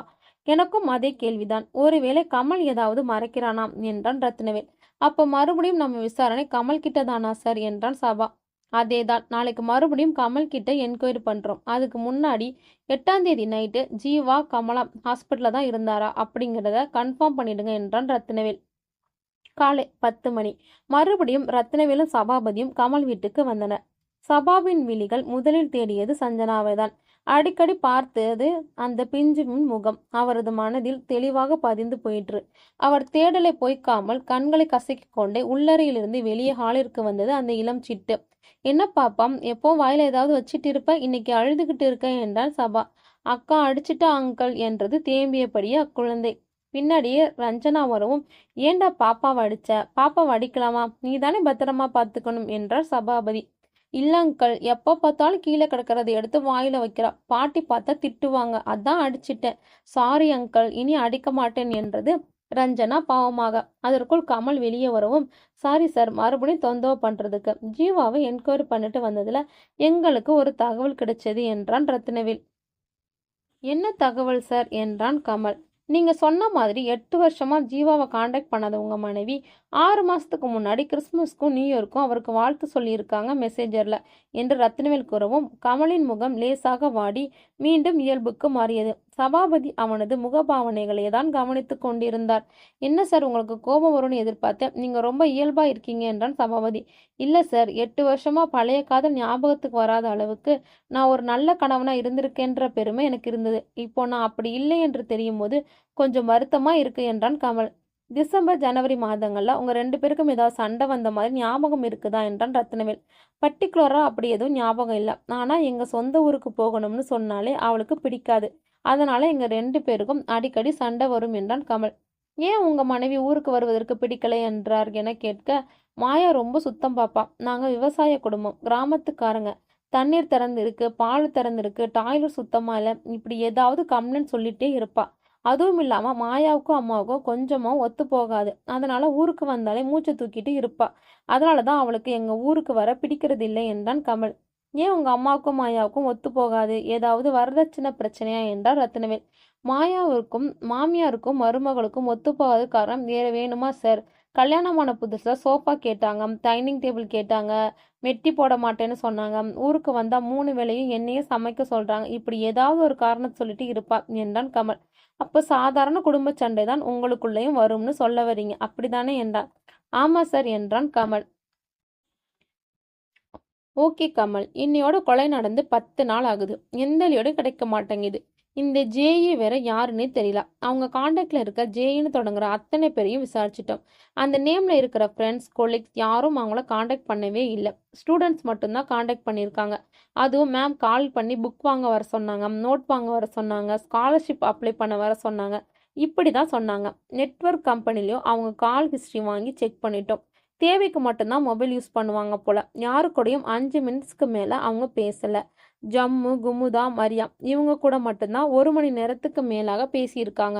அதுவும் 5-6 மாத இடைவெளியில். அவங்க கிட்ட விசாரிச்சப்ப கூட மாயா ரொம்ப போல்டான கேரக்டர், எந்த பிரச்சனைனாலும் அவளே சமாளிச்சிருவா. நாங்க அட்வைஸ் பண்ற மாதிரி இது வரைக்கும் நடந்துகிட்டது இல்ல. அப்படி எதுவும் பெரிய பிரச்சனை அவளுக்கு இருக்கிற மாதிரி அவ எங்களோட ஷேர் பண்ணதும் இல்லைன்னு சொன்னாங்க என்றான் ரத்னவேல். நான் தான் ஏற்கனவே சொன்னேனே சார், அவ ரொம்ப காம் டைப், அதிகமா பேச மாட்டா, ரொம்ப செலக்டிவா தான் பழகுவா, அவளுக்கு யாரோடையும் பிரச்சனை இருக்க சான்ஸே இல்லை என்றான் கமல். ஓகே கமல், நாங்க இந்த பக்கமா வந்தோம், கிடைச்ச தகவலை உங்கள்கிட்ட சொல்லிட்டு போகலான்னு வந்தோம், அப்போ நாங்க கிளம்புறோம் என்றபடி வெளியே வந்த அவர்கள் இருவரும் அக்கம் பக்கத்தில் விசாரிக்க தொடங்கின. அவர்கள் இருவரின் நோக்கமும் கமலுக்கும் மாயாவுக்கும் ஏதேனும் சண்டையா என்பதனை தெரிந்து கொள்ளவும், ஜேஇ என ஆரம்பிக்கக்கூடிய நபர் யாரேனும் அருகில் வசிக்கிறார்களா என்பதை தெரிந்து கொள்வதும் தான். அவர்கள் விசாரித்த வரைக்கும் பிரயான் நகரில் அத்தெருவில் அப்படிப்பட்ட நபர் யாரும் இல்லை என்பது உறுதி செய்து கொண்டனர். கமலின் பக்கத்து வீட்டு பெண்மணியிடம் விசாரிக்க, ஐயோ தெருவே அவங்க 2 பேரை பார்த்து கண்ணு வைக்கும் சார், 2 பேருமே டீச்சர்ஸ், அரசாங்க உத்தியோகம், கஷ்டமில்லாத வேலை, முத்து மாதிரி 2 பிள்ளைங்க, எல்லாரும் கண்ணு பட்டு தான் இப்படி ஆகிடுச்சு போல. ரொம்ப அமைதியான பொண்ணு சார், யாருக்கிட்டையும் அக்க பக்கத்துல அதிகமா பேசக்கூட செய்யாது, கேட்டாதான் பதில் சொல்லும் என்று பரிதாபப்பட்டு பேசினார் அந்த பக்கத்து வீட்டு பெண்மணி. அவங்களுக்குள்ள எதுவும் சண்டை போடுற மாதிரி சத்தம் கேட்டதான் ஞாபகம் இருக்குதா என்றான் சபாபதி. சண்டையா? அவங்க 2 பேருக்குமாம். அவங்க இந்த வீட்டுக்கு வந்து 2 வருஷம் ஆச்சு, ஒரு நாள் கூட சத்தம் வெளில கேட்டதில்ல. எங்க வீட்டுல ஏதாவது சண்டை வந்தா கூட அவங்கள மாதிரி இருக்கணும்னு என் மருமக சொல்வா என்று அங்கலாய்த்துக்கார் அந்த பெண்மணி. சார், நம்ம தேவையில்லாம கமலை சந்தேகப்படுகிறோமோ என்றான் சபாபதி. இருக்கலாம், ஆனால் நாம எல்லா கோணத்திலும் விசாரிக்கணும்ல. இத்தனை வருஷம் கழிச்சு மாயா ஜீவாவுக்கு கால் பண்ணியிருக்காங்கன்னா ஏதாவது காரணம் இருக்கணும்னு நினைச்சேன், அதனாலதான் மறுபடியும் விசாரிக்க நினைச்சேன். இந்த முயற்சியும் தோல்விதான் இல்ல என்றான் ரத்னவேல். சரி வாங்க சபா, இன்னொரு முறை அந்த யுகாவனத்துக்கு போய் வேற ஏதாவது தடயம் கிடைக்குதான்னு பார்ப்போம் என்றான் ரத்னவேல். ஓகே சார், மேலக்குளம் வழியா போனா ரோடு சரியில்லை சார், ஒத்தையடி பாதை மாதிரி தான் இருக்கும். நாம மயூராம்பாளையம் வழியா போவோம், அது யூகாவனத்துக்கு ரொம்ப பக்கம், ரோடு கூட நல்லா இருக்கும் சார் என்று சபாபதி கூறவும் கிளம்பினர் இருவரும். சரியாக யூகவனத்தின் முன் ஜீப் நிற்கவும் பட்சிகளின் ரீங்காரம் காதை திறந்தது. மாலை 6 மணி இருக்கும். இருள் தொடங்கியிருந்தது. பறவைகள் கூடையும் நேரம் கீச் கீச் சத்தம் பேரிரைச்சலாக கேட்டது. சிறு வெளிச்சமும் மெல்ல மெல்ல மறைந்து காரிருள் அவ்வினத்தை சூழ்ந்தது. டார்ச் லைட் உதவியுடன் இருவரும் மெல்ல மெல்ல வனத்தினுள்ளே முன்னேறினர். சரியாக மாயாவின் பின்னம் கண்டெடுக்கப்பட்ட விடத்திற்கு சற்று தூரம் முன்பு 6 பேர் அடங்கிய கும்பல் ஒன்று உட்கார்ந்து மது அருந்து கொண்டிருந்தது. அதில் ஒருவன் உளறிக் கொண்டிருந்தான். இந்த காட்டுக்குள்ள பேய் இருக்குதாம் என்ற. என்னது பேயா என்றான் மற்றொருவன். ஆமாண்டா, இது வரைக்கும் இந்த வனத்துக்குள்ள எத்தனை கொலை நடந்திருக்கும், அத்தனையும் துர்மரணம். அவங்க ஆவியெல்லாம் இங்கேயே தான் சுத்தி வருதான். போன வாரம் கூட ஒரு பொண்ணை கொலை பண்ணி போட்டு இருந்துச்சுல்ல என்று சொன்னான் ஒருவன். அதற்கு மற்றொருவன், டேய், அந்த பொண்ணே கொலை பண்ணி போட்டது இங்க சுத்துற ஆவியா தான் இருக்கும்னு ஊருக்குள்ள பேசிக்கிறாங்கடா என்று கொளுத்தி போட்டான் மற்றொருவன். அப்புறம் ஏன்டா நான் ஏன் தண்ணி அடிக்க இங்க கூட்டிட்டு வந்தேன் என்று அலறினான் கூட்டத்தில் ஒருவன். இப்படி கூட்டமா உட்காந்து தண்ணி அடிக்கிறது மட்டும் எங்க ஆத்தாவுக்கு தெரிஞ்சது, இந்த வனத்திலே கிடக்குற அடுத்த டெட் பாடி என்னோடதான் தான் இருக்கும். அதனாலதான் யாருக்கும் தெரியாத இடம் வேணும்னு இங்கே வந்தோம் என்று புத்திசாலித்தனமாக பதில் கூறினான் ஒருவன். இவர்கள் கூட்டமாக கும்மி அடித்துக் கொண்டிருக்கும் சமயம் திடீரென ஈருக்காக்கி உடைகள் முன்னே வந்து நின்றால் எப்படி இருக்கும் இரு அனைவருக்கும். எங்கன்னடா பண்றீங்க எல்லாரும் இங்கே என்றான் சபாபதி. சார், அது வந்து என்று கூட்டமாக எச்சில் விழுங்கினார்கள் அனைவரும். கிரைம் ஏரியா, உள்ள வரக்கூடாதுன்னு தெரியாத அவங்களுக்கு சபாபதி அத்தனை பேரையும் ஜீப்ல ஏத்து என்று உத்தரவிட்டார் ரத்னவேல். சார் சார், வேணாம் சார், ஏதோ வீட்டுக்கு தெரியாம தண்ணி அடிக்கலாம்னு இப்படி திருட்டுத்தனமா வந்து மாட்டிக்கிட்டோம் சார், இனி இந்த பக்கமே வரமாட்டோம் சார், எங்களை விட்டுடுங்க சார் என்று கெஞ்சினான் ஒருவன். சபா, இவங்கிட்ட ஏதாவது அடையாள அட்டை இருக்கான்னு பாரு என்று ரத்னவேல் உத்தரவிட சபாபதி சென்று அவர்களை சோதனையிட்டு அவர்களில் ஒருவனிடமிருந்து ரேஷன் ஸ்மார்ட் கார்டை எடுத்து காண்பித்தார். சார், இன்னைக்கு தான் 2000 ரூபாய் 2வது தவணை வாங்கினேன், அதுல தான் இந்த பார்ட்டி நடக்குது சார். அம்மா அக்கா பிரசவத்துக்கு ஊருக்கு போயிருக்காங்க என்று தலையை சொரிந்தான் அவன். அவனிடமிருந்து ரேஷன் அட்டையை பறிமுதல் செய்து கொண்ட சபாபதி, நாளை காலை 5 பேரும் B2 காவல் நிலையத்திற்கு வந்து உங்க அடையாள அட்டையை காண்பித்து விட்டு இந்த ஸ்மார்ட் கார்டை பெற்று செல்லுங்கள் என்று கூறி அனுப்பி வைத்தார். என்ன சபா, இது இந்த பசங்க இப்படி இருக்காங்க, இவங்கள ஒருத்தனும் 20 வயசை தாண்டி இருக்க மாட்டானுங்கன்னு நினைக்கிறேன். கிரைம் இறந்த ஏரியான்னு தெரிஞ்சும் உள்ள வந்துட்டு போறானுங்க. இந்த மாதிரி ஆளுங்க இருக்கிற சமூகத்துல நாம எப்படி குற்றவாளியை கண்டுபிடிக்கிறது? அப்படியே இங்க ஏதாவது தடயம் இருந்தாலும் இந்த மாதிரி ஆட்களாம் அழிஞ்சு போயிடாதா என்று வருத்தமாக கூறினார் ரத்னவேல். சார், இந்த மாதிரி இந்த காட்டுக்குள்ள அப்பப்ப நடமாடுற சமூக விரோதிகள் யாராவது இந்த கொலையை பண்ணி இருக்கலாமோ என்றான் சபாபதி. அந்த பொண்ணு இந்த ஏரியாவை சேர்ந்தவளா இருந்தா நீங்க சந்தேகப்படுறது சரி. ஆனா பிரயான் நகர்ல இருந்து ஒரு பெண்ணை கடத்தி வந்து கொலை பண்ணி இங்க போடணும்னு முன்ன பின்ன தொடர்பில்லாத ஒரு நபராக இருக்க முடியாது. நிச்சயமா அந்த பெண்ணுக்கு தெரிஞ்ச யாரோ ஒருத்தர் தான் பண்ணியிருக்கணும். அதான் ஜேயின்னு எழுதியிருக்கிறாங்களே என்றான் ரத்னவேல். சரிதான் சார் என்றபடியே முன்னேறிய சபாபதியின் மாயாவின் பின்னம் கடந்த இடத்திற்கு சற்று அருகில் புதர் அருகே குனிந்து எதையோ கண்டெடுத்தார். அந்த புதரின் அடியில் ஏதோ மின்னியது. டார்ச் லைட் உதவியுடன் சபாபதி அருகில் சென்று குனிந்து அதை எடுத்து பார்த்தாள். அது ஒரு மாத்திரை அட்டை. டார்ச் லைட்டின் வெளிச்சம் அதன் மீது படவும் வெள்ளி போல் சற்று மின்னியது. ஆவலாக ஏதேனும் தடயமாக இருக்குமோ என்று எண்ணி ஓடிய சபாபதிக்கு ஏமாற்றமே மிஞ்சியது. சீ, இதுதானா, நான் கூட ஏதோ மின்னுதுன்னு செயினோ கத்தியோ என ஏதோ ஒரு தடயம் கிடைக்கும் ரொம்பலாம் ஆடி ஓடி வந்தேனே என்று சலித்து கொண்டார் சபாபதி. அதனை வாங்கி பார்த்த ரத்னவேல், இந்த டேப்லெட்டை கவர் தானே அந்த பொண்ணு வச்சிருந்தது என்று சபாவை கேள்வியோடு நோக்கினார். சபாபதி அந்த கவரை வாங்கி பார்க்க மேக்லோபைமிட் என பெயர் பொறிக்கப்பட்ட அந்த மாத்திரை அட்டையில் 2 மாத்திரைகள் மட்டும் எடுக்கப்பட்டிருக்க மீதி 4 மாத்திரைகள் அந்த அட்டையினுள்ளே இருந்தது. மாயாவோட கொலைக்கும் இந்த டேப்லெட்டுக்கும் ஏதோ தொடர்பு இருக்குமோ என்றார் ரத்னவேல். சார், சுத்தி பாருங்க, சுத்தியும் இன்ஜெக்ஷன், சிரிஞ்சஸ், காலி போன சைலண்ட் பாட்டில், காட்டன், மாஸ்க், மருந்து, அட்டைப்பெட்டின்னு இவ்வளோ குப்பை கிடக்கும். இதுல இந்த மாத்திரை கவரை மட்டும் எப்படி தடயம்னு நம்ம எடுத்துக்க முடியும்? காத்துல கூட வந்து இருக்கலாமே சார் என்றான் சபாபதி. இருக்கலாம் தான், ஆனால் இதே கவர் அந்த வீட்டில் இருக்கிறனால எதுக்கும் இந்த ரேப்பரை எடுத்து வைங்க. முதல்ல இது என்ன டைப் மெடிசன்னு தெரிஞ்சுக்குவோம், அப்புறமா கேஸுக்கு இது லிங்க் இருக்கான்னு செக் பண்ணலாம் என்றான் ரத்னவேல்.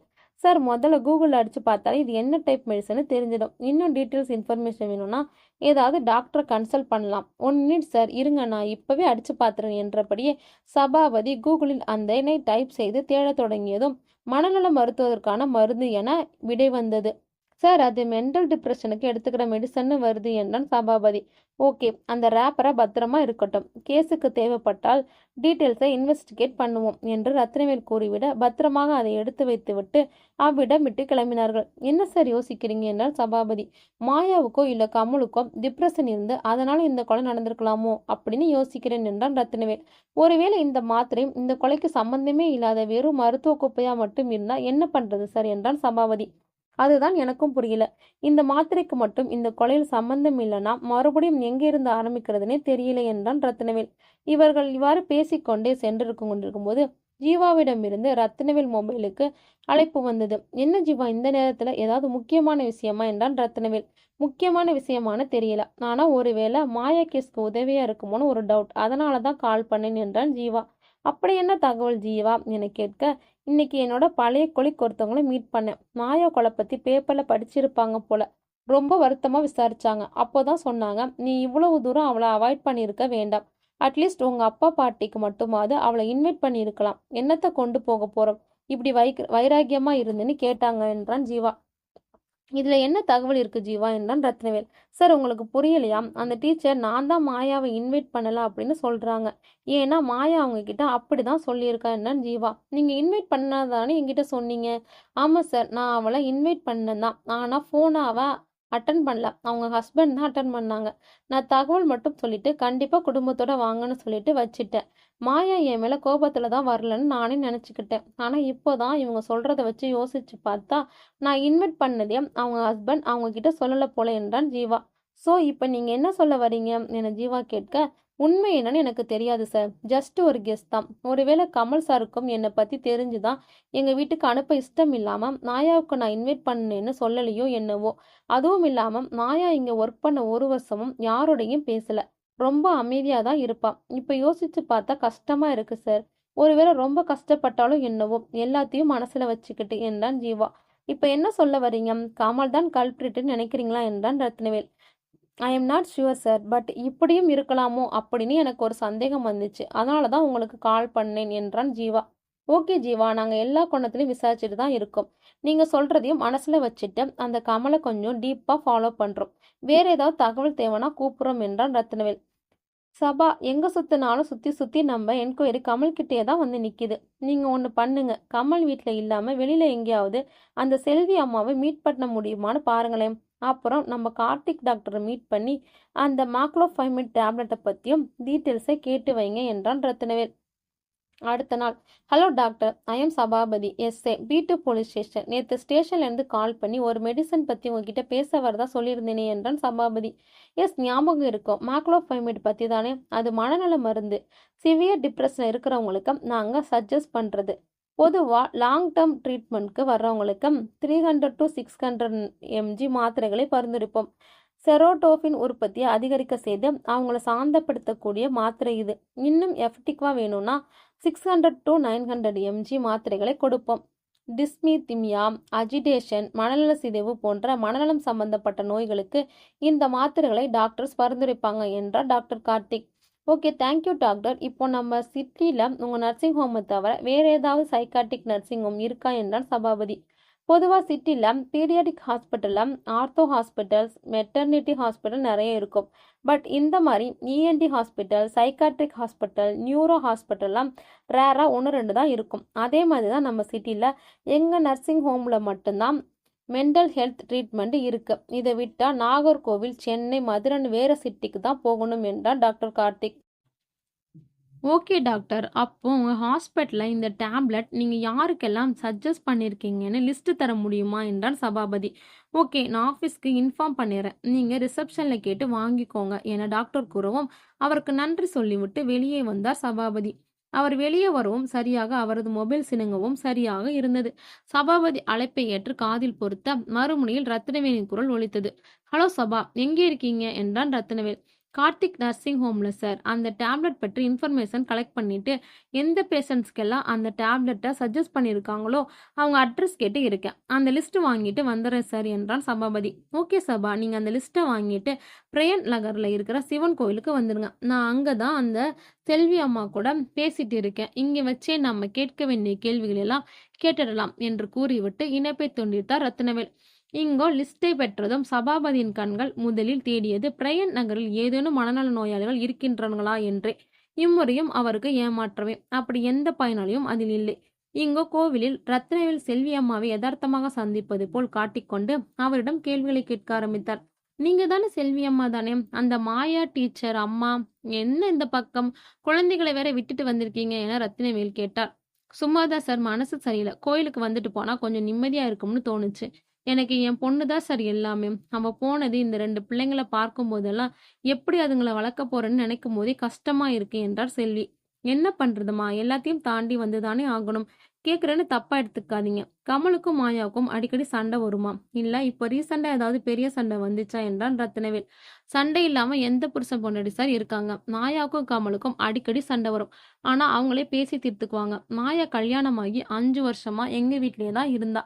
குழந்தைகளை பார்த்துக்க ஆள் வேணும்னு. அடிக்கடி ஊருக்கு போகும்போதெல்லாம் அவங்களுக்குள்ள சின்ன சின்ன சண்டை வரும். ஆ இப்போ ஒரு 6 மாசத்துக்கு முன்னாடி கூட பிரயான் நகர்ல ஒரு ஃப்ளாட் வாங்குனாங்க. 10 சென்ட்ல. மாயாவோட சம்பளத்துல தான் வாங்குனாங்க. அதனால மாயா அத அவ பேர்ல தான் வாங்கணும்னு சண்டை போட்டா. ஆனா கமல் முடியாதுன்னு அந்த ஃப்ளாட்ட அவர் பேர்லயே வாங்கிட்டாரு. அந்த பிரச்சனையில 1 மாசம் 2 மாசம் பேசாம இருந்தாங்க. அப்புறம் சிடிசி நகர்ல இன்னொரு ஃப்ளாட் வாங்கும்போது 2 பேர் பேர்லயும் சேர்த்து வாங்குனாங்க.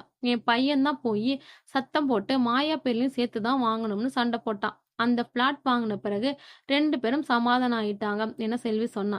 ஏன் கமல் மாயா பேர்ல சொத்து வாங்க மாட்டேன்னு சொன்னாரு என கேட்க, கமல் மற்ற எல்லா விஷயத்திலும் ரொம்ப நல்லவரா இருந்தாலும் காசு விஷயத்துல மட்டும் கொஞ்சம் கன்னிங்கா தான் இருப்பாரு. எந்த சொந்து வாங்குறதா இருந்தாலும் அவர் பேர்ல தான் வாங்கணும்னு சொல்லுவாரு. கேட்டா ஆம்பளைன்னு சொல்லுவாரு. அவரை கேட்காம நகை, ட்ரெஸ்ன்னு எதுவுமே மாயை வாங்க முடியாது. தெரிஞ்சா சத்தம் போடுவாரு. மாயாவுக்கு செலவுக்குன்னு தர்ற பணத்துல தான் அவ சீட்டு ஏதாவது போட்டு கமலுக்கு தெரியாமல் சேர்த்து வைப்பா. 2 பவுனு நகையும் வாங்கி வச்சா. அந்த விஷயத்துல மாயாவுக்கு கமல் மேல ரொம்ப வருத்தம். 5 வருஷமா நான் அம்மா வீட்ல உட்காந்து ஓசி சோறு சாப்பிட்டு மிச்சம் பிடிச்ச பணம் அது. அந்த பணத்தை கூட என் பேர்ல சொத்து வாங்கக்கூடாதுன்னு சொல்றாருன்னு மாயா அடிக்கடி வருத்தப்படுவா என்றார் செல்வி. ஸோ பண விஷயத்துல மாயாவுக்கும் கமலுக்கும் அடிக்கடி சண்டை வரும்னு சொல்றீங்க. ஆமா சார், அதுதான் உண்மை. என் பிள்ளை சந்தோஷமா வாழ்ந்துட்டு செத்து போயிருந்தா கூட நான் இவ்வளோ வருத்தப்பட்டு இருக்க மாட்டேன். ஆனா கல்யாணம் ஆன நாள்ல இருந்து என் பிள்ளை சங்கடப்பட்டுட்டு தான் இருந்தா என்றார் செல்வி. இதை ஏன் நீங்க நாங்க வீட்டுக்கு விசாரணைக்கு வரும்போது சொல்லல? அவர் முன்னாடி எப்படி சார் சொல்றது? 2 பிள்ளைங்க வேற இருக்கே. அதுங்க வாழ்க்கையும் பார்க்கணும்ல. இப்பவும் அவர் மாயா கிட்ட கொஞ்சம் மோசமா நடந்துக்கிட்டாருன்னு தான் நான் சொல்ல வரேன். ஆனா மாயாவை கொலை பண்ற அளவுக்கெல்லாம் அவர் மோசமானவர் கிடையாது என்றார் செல்வி.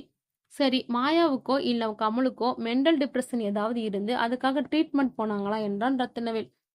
இல்ல சார், மாயாவுக்கு அப்படி எதுவும் பிரச்சனை இல்ல.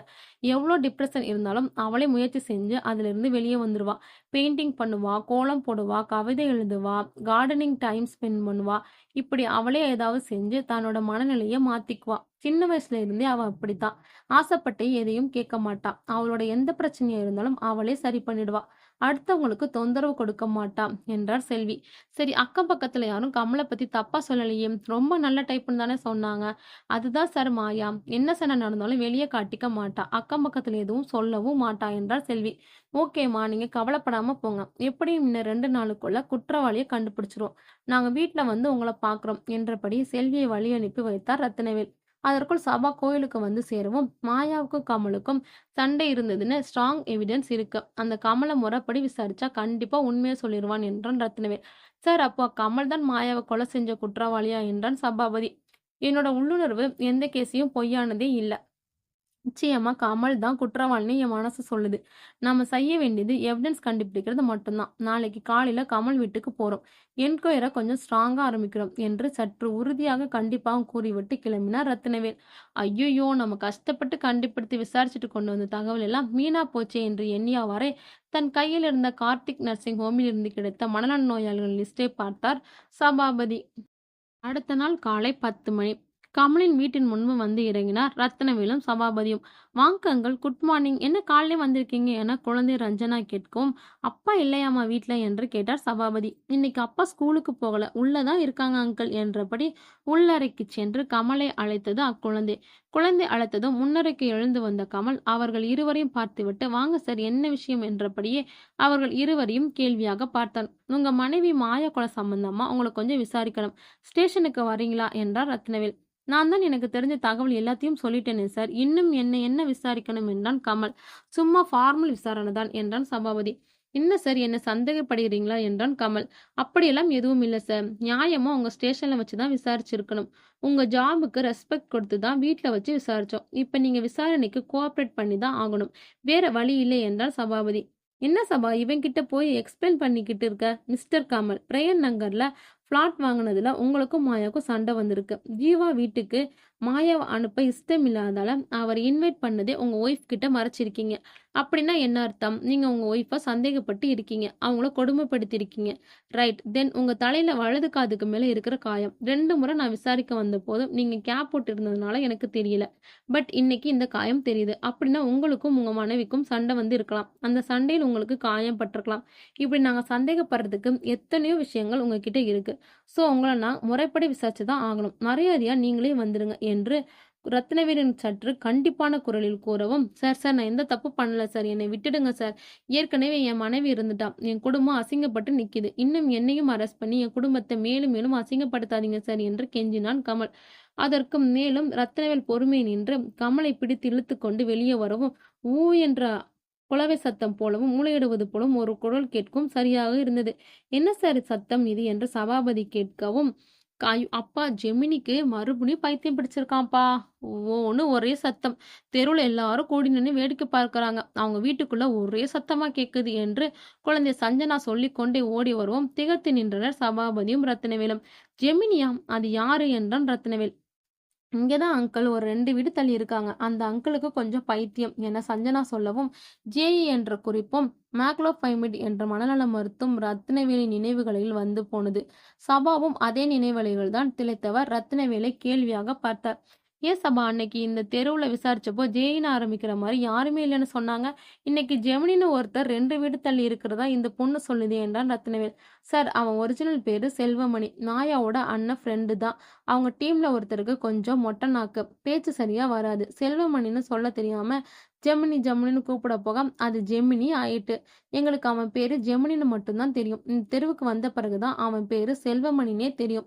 இங்க யாருக்கும் அவனோட பட்ட பெயர் தெரியாது. அதனால நீங்க விசாரிச்சப்போ தெரியாதுன்னு சொல்லியிருப்பாங்க என்றான் கமல். மத்தவங்க தெரியலன்னு சொன்னாங்க. சரி, நீங்க ஏன் சொல்லல என்றான் ரத்னவேல். எனக்கு சட்டுன்னு அது ஞாபகம் வரல. அதுவும் இல்லாம போன தடவை அவனுக்கு திடீர்னு மனநல சரியில்லாம ஆகி அவங்க அப்பா காலையே கல்லு தூக்கி போட்டுட்டான். தெருவுல எல்லாரும் வேடிக்கை தான் பார்த்தாங்க. யாரும் பயந்து போய் பக்கத்துல போகல. அப்ப மாயாவோட அண்ணன் தான் வந்து அவனை பிடித்து தள்ளி அவங்க அப்பாவை மீட்டு ஆம்புலன்ஸ்ல ஹாஸ்பிட்டலுக்கு அனுப்பி வச்சான். ஆம்புலன்ஸ் கிளம்புனதும் ஜெமினி மாயாவோட அண்ணன் கிட்ட சண்டைக்கு போயிட்டான். 2 பேருக்கும் தகராறாயிடுச்சு.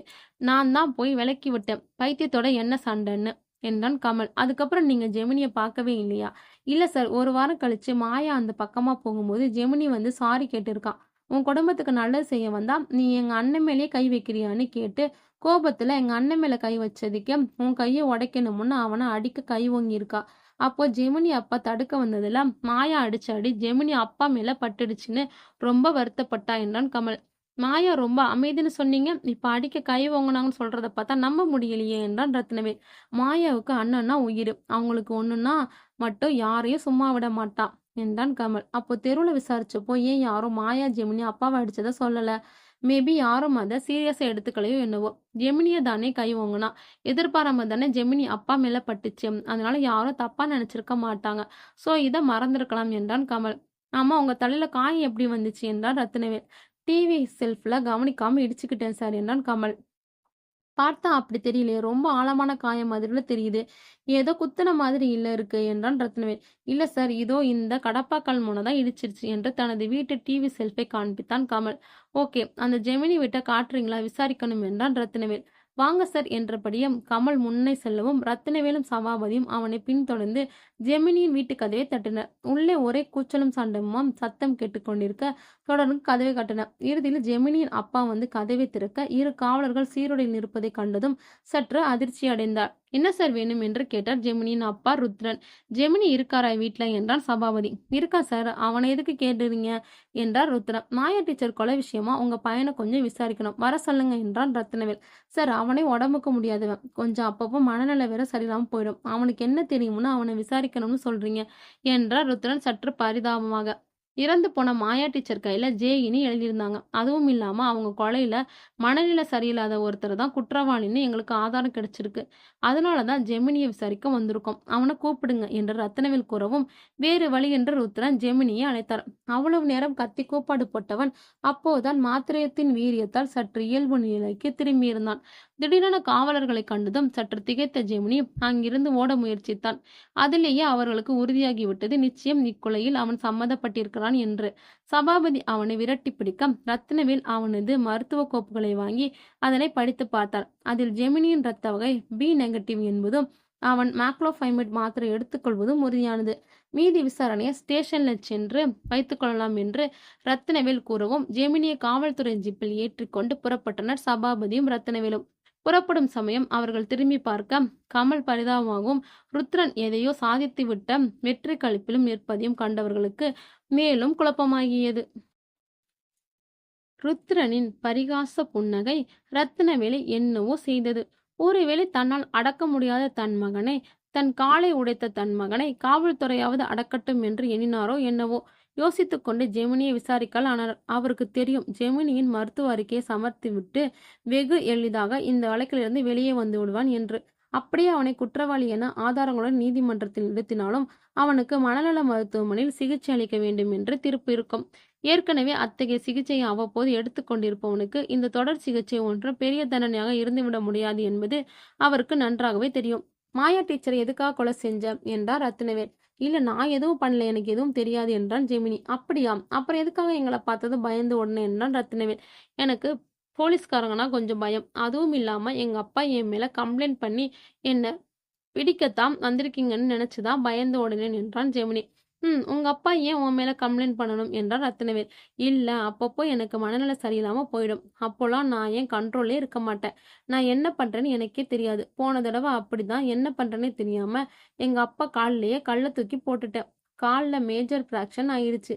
இப்போதான் டிஸ்சார்ஜ் ஆகி வந்தாங்க. மறுபடியும் எனக்கு உடம்புக்கு முடியல. நான் கொஞ்சம் மூர்க்கமா ரியாக்ட் பண்ணதும் எங்க அப்பா என்ன போலீஸ்ல ஹேண்ட் ஓவர் பண்ணிடுவேன்னு சொன்னாங்க. அதனாலதான் நீங்க வந்திருக்கீங்கன்னு நினைச்சு பயந்து ஓடினேன் என்றான் ஜெமினி. புத்திசாலித்தனமா பதில் சொல்லி தப்பிச்சலான்னு நினைக்காத ஜெமினி. உன்னோட மெடிக்கல் ரிப்போர்ட் என் கையில தான் இருக்கு.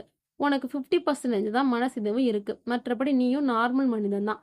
மற்ற மனுஷங்கள மாதிரி உனக்கும் கோபம், சந்தோஷம், வெறுப்பு, பழிவாங்கல் உணர்ச்சி எல்லாமே மற்ற சாதாரண நேரங்களில் இருக்கும். அதனால இந்த கொலையை செஞ்சிருக்க வாய்ப்பு இருக்கு.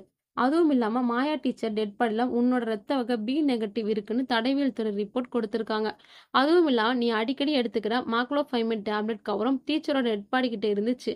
இந்த 2 ஆதாரங்களுமே போதும் நீ தான் இந்த கொலையை செஞ்சேன்னு நிரூபிக்க. இப்ப சொல்லு, எதுக்காக மாயா டீச்சரை கொலை செஞ்ச? உனக்கும் அவங்களுக்கும் என்ன பிரச்சனை என்றான் ரத்தினவேல்.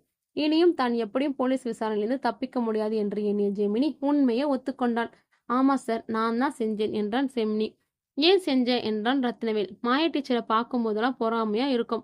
அவங்க அழகான குடும்பத்தை பார்க்கும் போதெல்லாம் எனக்கு இப்படி ஒரு குடும்பம் அமையலேன்னு ஆத்திரமா வந்துச்சு. எனக்கு மனநிலை சரியா இல்லாதனால என் மனைவி என்ன மதிக்கிறதே இல்லை. எனக்கு ஒரு பையன் இருக்கான். அவனை கூட என் அம்மா அப்பா தான் பார்த்துக்கிறாங்க. என் மனைவி எங்க குழந்தைய ஒரு அவமான சின்னமா தான் நினைச்சா. என் கூட வாழ பிடிக்காம மதுரைக்கு டிரான்ஸ்ஃபர் வாங்கிட்டு போயிட்டா. இதெல்லாம் எனக்கு என் மனைவி மேல் வெறுப்பை ஏற்படுத்துச்சு. டீச்சர் டெய்லி அவங்க குழந்தைய இடுப்புல தூக்கி வச்சுட்டு தெருவுல நின்று வேடிக்கை காட்டி சாப்பாடு ஊட்டுவாங்க. அப்போல்லாம் எனக்கு என்னையும் என் குழந்தைய நினைச்சு ரொம்ப ஏக்கமா இருக்கும். எனக்கு கிடைக்காத வாழ்க்கை அவங்க ஹஸ்பண்டுக்கு கிடைக்க கூடாதுன்னு நினைச்சேன். அதனாலதான் அவங்கள கொன்னுட்டேன் என்றான் ஜெமினி தலை கவிழ்ந்தபடியே. சரி, அவங்கள எப்போ கொலை பண்ண, எப்படி பண்ண என்றான் ரத்னவேல். ஜூன் 8ஆம் தேதி சாயந்தரம் ஒரு 6:30 மணி இருக்கும். குப்பை கொட்ட போனவங்கள தலையில அடிச்சேன், மயங்கிட்டாங்க. அப்புறமா கால்வாய்க்கு அந்த பக்கமா எடுத்துட்டு போய் பின்வாசல் வழியா எங்க வீட்டுக்கு தூக்கிட்டு போயிட்டேன். அப்புறம் எங்க கார்ல யூகாவனத்துக்கு கொண்டு போயிட்டேன். அங்க கத்தியால கழுத்தெடுத்து போட்டு வந்துட்டேன் என்றான் ஜெமினி. உனக்கு அது தப்புன்னு தோணலையா? அவங்கள பார்க்கும்போது பாவமா இல்லையா என்றான் சபாபதி. அந்த நேரத்துல எனக்கு கிடைக்காதது யாருக்கும் கிடைக்கக்கூடாதுன்னு மட்டும்தான் எனக்கு தோணுச்சு. ஆனா இந்த 10 நாளா இந்த குழந்தைங்களை பார்க்கும்போது கொஞ்சம் பாவமா தான் இருந்துச்சு என்றான் ஜெமினி. ஆல்ரைட், அந்த கத்தி எங்க இருக்கு என்றான் ரத்னவேல். எங்க வீட்டுல தான் சார், என் பீரோல மறைச்சு வச்சிருக்கேன் என்றான் ஜெமினி. அது சரி, நீ அந்த டீச்சரை அட்டாக் பண்ணும்போது இல்ல உங்க வீட்டுக்கு தூக்கிட்டு வரும்போது ஒருத்தருமே பார்க்கலையா என்றான் ரத்னவேல். இல்ல, அந்த பக்கம் கிரிக்கெட் கிரவுண்ட் இருக்கு. அங்க எல்லாருமே கிரிக்கெட் விளையாடிட்டு இருந்தனால அந்த கூச்சல் சத்தத்துல டீச்சரோட சந்தம் யாருக்கும் கேட்கல. கமல் சார் கூட அங்கதான் விளையாட்டு இருந்தாரு என்றான் ஜெமினி. பேக் டோர் ஓப்பன் பண்ணி நீ டீச்சரை வீட்டுக்குள்ள தூக்கிட்டு வரும்போது உன் குடும்பத்துல யாரும் பார்க்கலையான்றான் ரத்தினவேல். எங்க அப்பா மாடியில தான் நின்னாரு. ஆனா சரியா கவனிக்கல போல. என்கிட்ட எதுவுமே கேட்கல என்று ஜெமினி கூறவும் ரத்தினவேலின் மனது எதையோ யோசித்தது. ஆல்ரைட், நீ கார் எடுத்துட்டு யூகாவனத்துக்கு போகும்போது எங்க போறேன்னு உங்க வீட்டுல எதுவும் கேட்கலையா? எங்க அம்மா கேட்டாங்க. ஆனா எங்க அப்பா தான் விடு, அவன் ஏதாவது முக்கியமான விஷயமா வெளில போவான். போகும்போது எங்க போறேன்னு கேட்காதுன்னு சத்தம் போட்டாங்க என்று ஜெமினி கூறவும் அவனை ஒரு மாதிரியாக பார்த்தான் ரத்தினவேல். ஏன் சபா, இவன் இந்த கொலைய பண்ணியிருப்பான்னு நினைக்கிறீங்களா என்றான் ரத்தினவேல். இதுல என்ன சார் சந்தேகம்? அவன் பண்ணதை அவனே ஒத்துக்கிறான். அவன் யூஸ் பண்ண கத்தியை பீரோல மறைத்து வச்சிருக்கிறதா சொல்றான். மாயா டீச்சர் பாடில இவனோட பிளட் சாம்பிள்ஸ் இருக்கு. பாடிக்கு பக்கத்துல இருக்கிற மேக்லோஃபைட் மெடிசன் இவன் யூஸ் பண்றான் அப்படிங்கிற அவனுடைய மெடிக்கல் ரிப்போர்ட் ஆதாரமா இருக்கு. எல்லாத்துக்கும் மேல இவன் இப்போ கொடுத்த வாக்குமூலம் இருக்கு. இது போதாதா சார், இவன் தான் குற்றவாளி நிரூபிக்க என்றான் சபாபதி. இல்ல, ஒரு மனநிலை சரியில்லாதவன் இவ்வளவு தெளிவாக பிளான் பண்ணி கொலை பண்ணி இருப்பான் அப்படிங்கறத என்னால நம்ப முடியல. ஆக்சிடென்ட்ஸா சொல்லுவாங்க. அதாவது கட்டுப்படுத்த முடியாத மனவெழுச்சி. சில மனிதங்களுக்கு மட்டும்தான் அப்படி ஒரு வெறி இவங்களுக்கு இருக்கும். அதற்கு பிறகு நார்மல் ஆயிடுவாங்க. அந்த தீவிர மனவெழுச்சி இருக்கிறப்போ இவன் மாயா டீச்சரை அட்டாக் பண்ணிருக்கலாம். அவங்கள அதே இடத்தில் கொலை பண்ணி போட்டுட்டு வீட்டுக்கு வந்திருந்தா கூட நம்பியிருப்பேன். ஆனா அவங்கள அடிச்சு அதுக்கு பிறகு அவங்கள வேற ஒரு இடத்துக்கு தூக்கிட்டு போய் அங்க போய் கொலை பண்ணணும் அப்படின்னு அவனுடைய மனநிலை தெளிவா இருக்கும்போது மட்டும்தான் பண்ணியிருக்கணும். அதாவது அவனோட மனநிலை தெளிவா இருக்கும்போது டீச்சரை கொலை பண்ணணும் அப்படிங்கிற எண்ணம் அவனோட ஆழ் மனசுல ஆழமா பதிஞ்சிருக்கணும். ஆனா இந்த மாதிரி அப்பப்போ கொஞ்ச நேரம் மட்டும் மனநிலை சரியில்லாத பேஷண்ட்ஸ் தெளிவான மனநிலை இருக்கும்போது அவங்களோட தப்பு அவங்களுக்கு நல்லாவே புரியும். அப்படி இருக்கும்போது இந்த கொலையை ஜெமினி பண்ணியிருக்க வாய்ப்பே இல்லை. அதாவது அவனா யோசிச்சு இந்த கொலையை பண்ணியிருக்க வாய்ப்பே இல்லை. வேற யாராவது அவனை தூண்டி விட்டுருக்கணும். அவன் மனசு தெளிவா இருக்கும்போதும் மாயா டீச்சரை விடக்கூடாதுன்னு திரும்ப திரும்ப அவனுக்கு போதிச்சிருக்கணும். அந்த போதனையே அவனுக்கு வெறியா மாறி இருக்கணும். அப்படின்னு தான் என்னோட உள் மனசு சொல்லுது என்றான் ரத்தினவேல். அடப்போங்க சார், நேத்து வரைக்கும் ஜெமினின்னு ஒருத்தன் இந்த கேஸ்ல இன்வால்வ் ஆகியிருக்கிறதே நமக்கு தெரியாது. கமல் தான் குற்றவாளின்னு உங்க உள்ளுணர்வு சொன்னீங்க. இன்னைக்கு அந்த உள்ளுணர்வு தப்பா போயிடுச்சுல சார். அதே மாதிரி தான் இதுவும். வெறும் சந்தேகமா மட்டும் இருக்கலாம் இல்லையா? கிடைச்ச ஆதாரங்களை வச்சு அவனை கோர்ட்ல ப்ரொடியூஸ் பண்ணி கேஸை முடிச்சிடலாம் சார் என்றான் சபாபதி. இல்ல சபா, என் மனசுக்கு ஏதோ தப்பா படுது. தான் யாரோ என்ற தெரியாத மனநிலையில் ஒருத்தன் இருக்கும்போது அவனை வச்சு யாரோ காரியத்தை சாதிச்சிருக்காங்கன்னு எனக்கு தோணுது. தப்பு பண்றவனை விட அந்த தப்பை தூண்டி விடுறவனுக்கு தான் முக்கியமான தண்டனை கொடுக்கணும். அதனால இந்த கேஸை இன்னும் கொஞ்சம் டீப்பா இன்வெஸ்டிகேட் பண்ணலாம், ஒரிஜினல் குற்றவாளியை பிடிச்சிடலாம் என்றான் ரத்னவேல். அப்ப வேற யாராவது சந்தேகப்படுறீங்களா சார் என்றான் சபாபதி. 2 பேர் மேல எனக்கு சந்தேகம் இருக்கு. அந்த 2 பேர்ல ஒருத்தன் தான் கண்டிப்பா ஜெமினியை தூண்டி விட்டுருக்கணும்னு நினைக்கிறேன். 90% குற்றவாளியை நெருங்கிட்டோம். நாளை கண்டிப்பா குற்றவாளியை பிடிச்சிடலாம் என்றான் ரத்தினவேல். 2 பேரா? ஒன்னு கமல், இன்னொன்னு ஜீவாவா இருக்குமோ? ஜீவாவுக்கும் ஜெமினிக்கும் என்ன சம்பந்தம்? கமலுக்கும் ஜெமினிக்குமே கொஞ்ச நாளா பேச்சுவார்த்தை இல்ல. அந்த சண்டைக்கு பிறகு கமல் ஜெமினி கிட்ட பேசல. அப்போ ஜீவா என்று தனக்குள்ளே யோசித்துக் கொண்டார் சபாபதி. சிவாவுக்கும் ஜெமினிக்கும் என்ன சம்பந்தமா இருக்கும் என்று யோசித்துக் கொண்டிருக்கும் போது ரத்தினவேல் சபாபதியை அழைத்தார். சபா, கொஞ்சம் ஜெமினி வீடு வரைக்கும் போகணும், வண்டி ரெடி பண்ண சொல்லுங்க என்றபடியே தனது மொபைலில் பதிவு செய்த ஜெமினியின் வாக்குமூலத்தை மீண்டும் மீண்டும் பார்த்தார். இடையிடையே சந்தேகம் எழும் வேளையில் எல்லாம் ஜெமினியின் மருத்துவ குறிப்பீட்டையும் எடுத்து பார்த்தார். ஜெமினியே இங்கதான் இருக்காம் சார். அவன் வீட்டுல போய் என்ன விசாரிக்க போறாரு? ஒருவேளை அந்த கத்தி எடுக்க போறாரோ இருக்கும் என்று தனக்குள்ளே பேசியபடி வந்தார் சபாபதி. ஜெமினியின் வீடும் வந்தது. ரத்னவேல் இறங்கி உள்ளே செல்ல சபாபதியும் அவரை பின்தொடர்ந்தார். விசாரணைதான் முடிந்து போயிற்றே, கத்தியை பட்டும் பறிமுதல் செய்து கொண்டு கிளம்ப வேண்டும் என்று சபாபதி நினைத்து கொண்டிருக்க ரத்னவேலுவோ ஒரு புது குண்டை தூக்கி போட்டார். சபா, இவரை வண்டியில ஏத்துங்க என ருத்ரனை காண்பிக்க எதற்கு என புரியாமல் சபாபதி நின்று கொண்டிருக்க, மாயா டீச்சர் கொலையில நீங்களும் உங்க பையனுக்கும் உதவியா இருந்திருக்கீங்க. உங்க பையன் தெளிவா வாக்குமூலம் கொடுத்துட்டான். சோ நாங்க உங்களை கைது செய்யறோம் என்றார் ரத்னவேல். இது எப்ப நடந்தது? ஒருவேளை அந்த டேப்லெட் கவரை ஃபாரன்சிக் அனலிஸுக்கு கொடுக்க போனோமே, அப்போ வாக்குமூலம் கொடுத்திருப்பானோ என்று குழம்பி போனார் சபாபதி.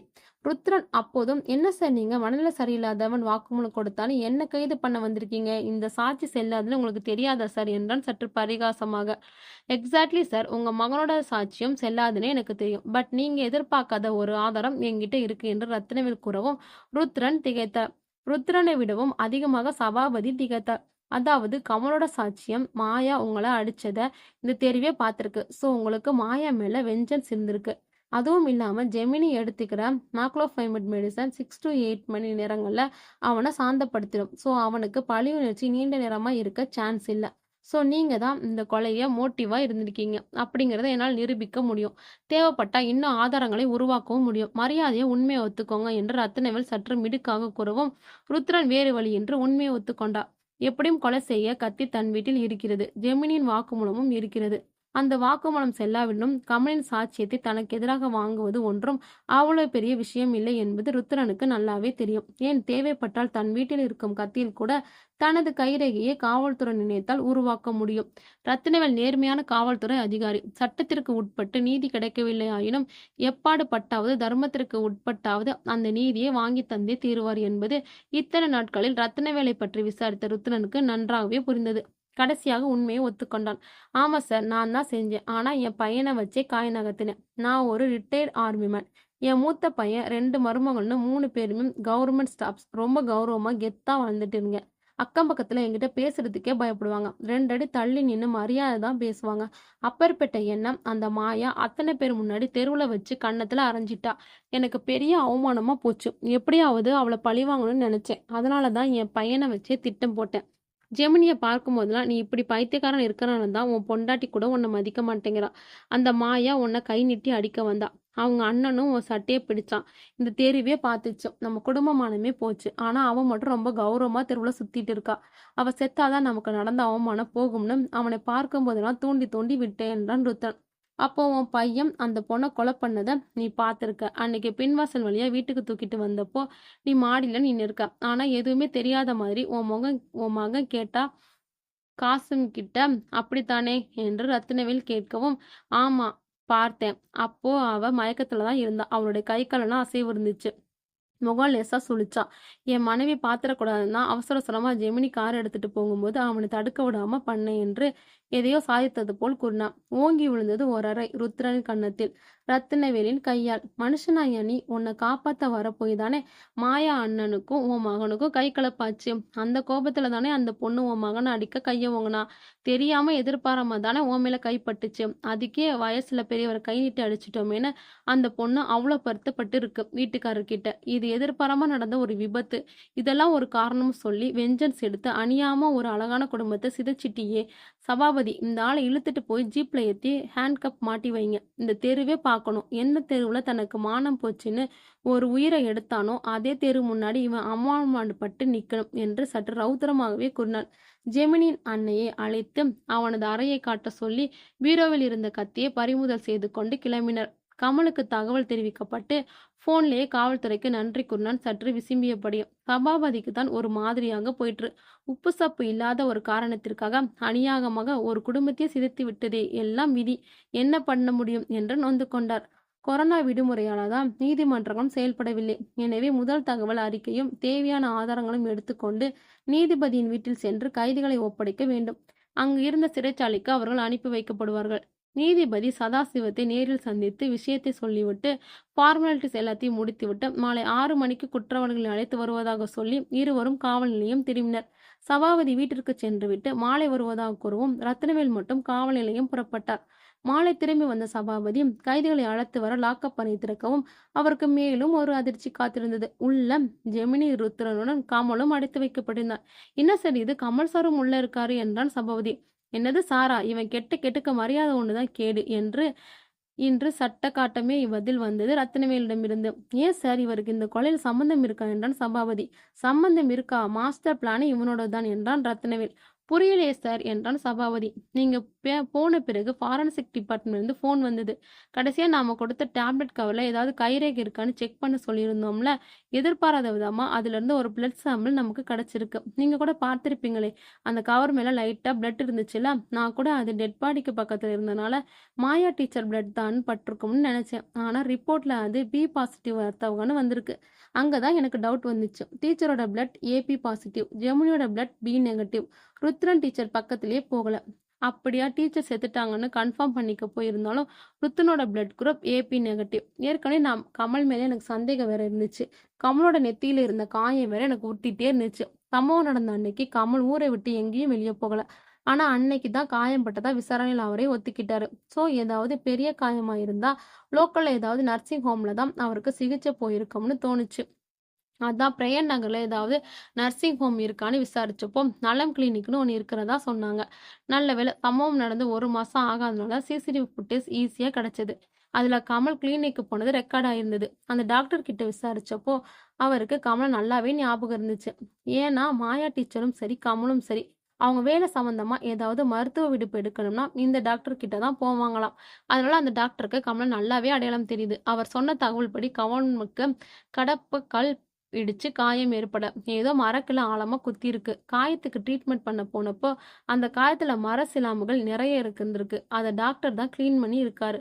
கொஞ்சம் ஆழமாவே அந்த ஸ்லாம்பு உள்ள போனதால இன்ஜெக்ஷன் வச்சு தான் க்ளீன் பண்ணியிருக்காங்க. அப்போ கமல் ஏன் நம்ம கிட்ட டிவி செல்ஃப்ல இருக்கிற கடப்பாக்கல் இடிச்சிச்சுன்னு போய் சொல்லணும்னு தோணுச்சு. ஸோ அந்த சிசிடிவி ஃபுட்டேஜ் டாக்டரோட வாக்குமூலம் எடுத்துட்டு நேரா கமல் வீட்டுக்கு போயிட்டேன். கையும் களவும் மாட்டிக்கிட்டான் என்றான் ரத்தினவேல். அப்போ ஜெமினி இந்த கொலையை பண்ணலையா சார், கமல் தான் பண்ணானா என்றான் சபாபதி. இல்ல, டீச்சரை கொலை பண்ணது ஜெமினி தான். ஆனா இந்த கமல் நினைச்சிருந்தா கொலையை தடுத்திருக்கலாம். ஏன்னா ஜெமினியோட அப்பா டீச்சரை கொலை பண்ண சொல்லி ஜெமினியை தூண்டி விட்டதை இவனே நிறைய தடவை பார்த்திருக்கான். ஸோ ருத்ரனுக்கு தெரியாம இவன் பங்குக்கு இவனும் ஜெமினியை ஏத்தி விட்டுருக்கான். என்னை மதிக்கவே மாட்டேங்கிறா, என் சம்பள பணம் மட்டும்தான் இவளுக்கு வேணும், சொத்து சொத்துன்னு அதிலேயே தான் கண்ணா இருக்கிறா. இப்படிப்பட்ட ஒரு பொம்பளை கிட்ட என் பிள்ளைங்க வளர்ந்தா அதுங்க எதிர்காலமே பாழா போயிடும். இவ செத்தாதான் என் குடும்பத்துக்கு நல்லதுன்னு இவனும் ஜெமினியை குழம்பி போயிருக்கிற நேரங்கள அவனை ஏத்தி விட்டுருக்கான். ஆக மொத்தம் ஜெமினி வெறும் கருவி மட்டும்தான். உண்மையான கொலைக்காரங்க ருத்தனும் கமலும் தான் என்றான் ரத்தினவேல். அப்ப கமலுக்கு தலையில் எப்படி காயம் பட்டுச்சு, கமலோட பிளட் சாம்பிள்ஸ் எப்படி அந்த டேப்லெட் கவருக்கு போச்சு என்றார் சபாபதி. கமல் கிரிக்கெட் கிரவுண்டில் நிற்கும் போதே ஜெமினி மாயா டீச்சரை தள்ள அடிச்சதா பார்த்திருக்கான். எப்படியும் அவன் கொலை பண்ணிடுவான், நம்ம ரூட் கிளியர் ஆயிடும்னு நினைச்சிட்டு இருந்திருக்கான். அதுவும் இல்லாம அப்படியே ஜெமினி மாதிரி ஒரு மனநல நோயாளி இந்த கொலையை பண்ண வாய்ப்பில்லைன்னு சந்தேகம் வந்தால் கூட ருத்தரன் தான் மாட்டிக்குவான், நமக்கு பிரச்சனை இல்லைன்னு ரொம்ப தெளிவா இருந்திருக்கான். அதனாலதான் ஜெமினி கிட்ட நேரடியா மாயாவை கொல்லணும்னு சொல்லாம அவள்லாம் செத்தாதான் நல்லதுன்னு சொல்லியிருக்கான். ஒருவேளை ஜெமினி மாட்டிக்கிட்டா கூட தன் பேரை அவன் சொல்லக்கூடாதுன்னு ரொம்ப கவனமா இருந்திருக்கான். ஜெமினி எப்பெல்லாம் நர்வஸ் ஆகுறானோ அப்பெல்லாம் இந்த டேப்லெட் எடுத்து போட்டுக்குவானாம். அதனால எப்பவும் அவன் சட்டப்பையில 2-3 டேப்லெட் இருக்கும். அப்படிதான் அன்னைக்கும் அந்த டேப்லெட் கவர் மாயா டீச்சரை கொலை பண்ணும்போது அங்க பாடி கிட்ட விழுந்திருக்கு. ஜெமினியோட காரு வீட்டை விட்டு கிளம்புனதுமே கமல் அந்த காரை ஃபாலோ பண்ணி யூகாவனம் வரைக்கும் போயிருக்கான். யூகாவனத்துக்குள்ள அவங்க 2 பேரையும் தேடி போகும்போது தான் ஏதோ மரக்கிளை இடிச்சு அவனுக்கு தலையில ரத்தம் வந்திருக்கு. அந்த ரத்த துளி தான் மாயா பாடி கிட்ட இருந்த டேப்லெட் கவர் மேல விழுந்திருக்கு. சுத்தியும் ஏற்கனவே மருத்துவ குப்பையா கிடந்தனால கமல் அதை சரியா கவனிக்கல. ஆனா கடவுள்னு ஒருத்தர் இருக்கார்ல, எந்த ஆதாரமும் நமக்கு எதிரா இல்லைன்னு நினைச்ச கமல் கடைசியில செஞ்ச பாவத்துக்கு மாட்டிக்கிட்டான் என்றான் ரத்தினவேல். ஆக மொத்தம் கமலுடைய ஈகோவும் ருத்ரனுடைய வரட்டு கௌரவம் அணியாம ஒரு அப்பாவியோட உயிரை குடிச்சிருச்சு, ஒரு அழகான குடும்பத்தை அழிச்சிடுச்சு என்று சபாபதி பெருமூச்சு விட்டபடி அவர்கள் மூவரையும் நீதிபதியிடம் ஒப்படைக்க காவல்துறை வாகனத்தில் ஏற்றினார். ரத்தினவேல் போன்ற நேர்மையான காவல்துறை அதிகாரிகளால் குற்றவாளிகள் எப்போதுமே தப்பிப்பதில்லை. இனி மாயாவின் ஆத்மா அந்த குடும்பத்தை வழிநடத்தும் என்று நம்புகிறேன். நன்றி. இந்த ஸ்டோரி உங்களுக்கு பிடிச்சிருந்தா லைக் பண்ணுங்க. இதே மாதிரி ஸ்டோரி டிஃப்ரெண்டா பார்க்கணும் நம்ம வாய்ஸ் ஆஃப் கேலக்ஸியை சப்ஸ்கிரைப் பண்ணி ஃபாலோ பண்ணுங்க. பாய்.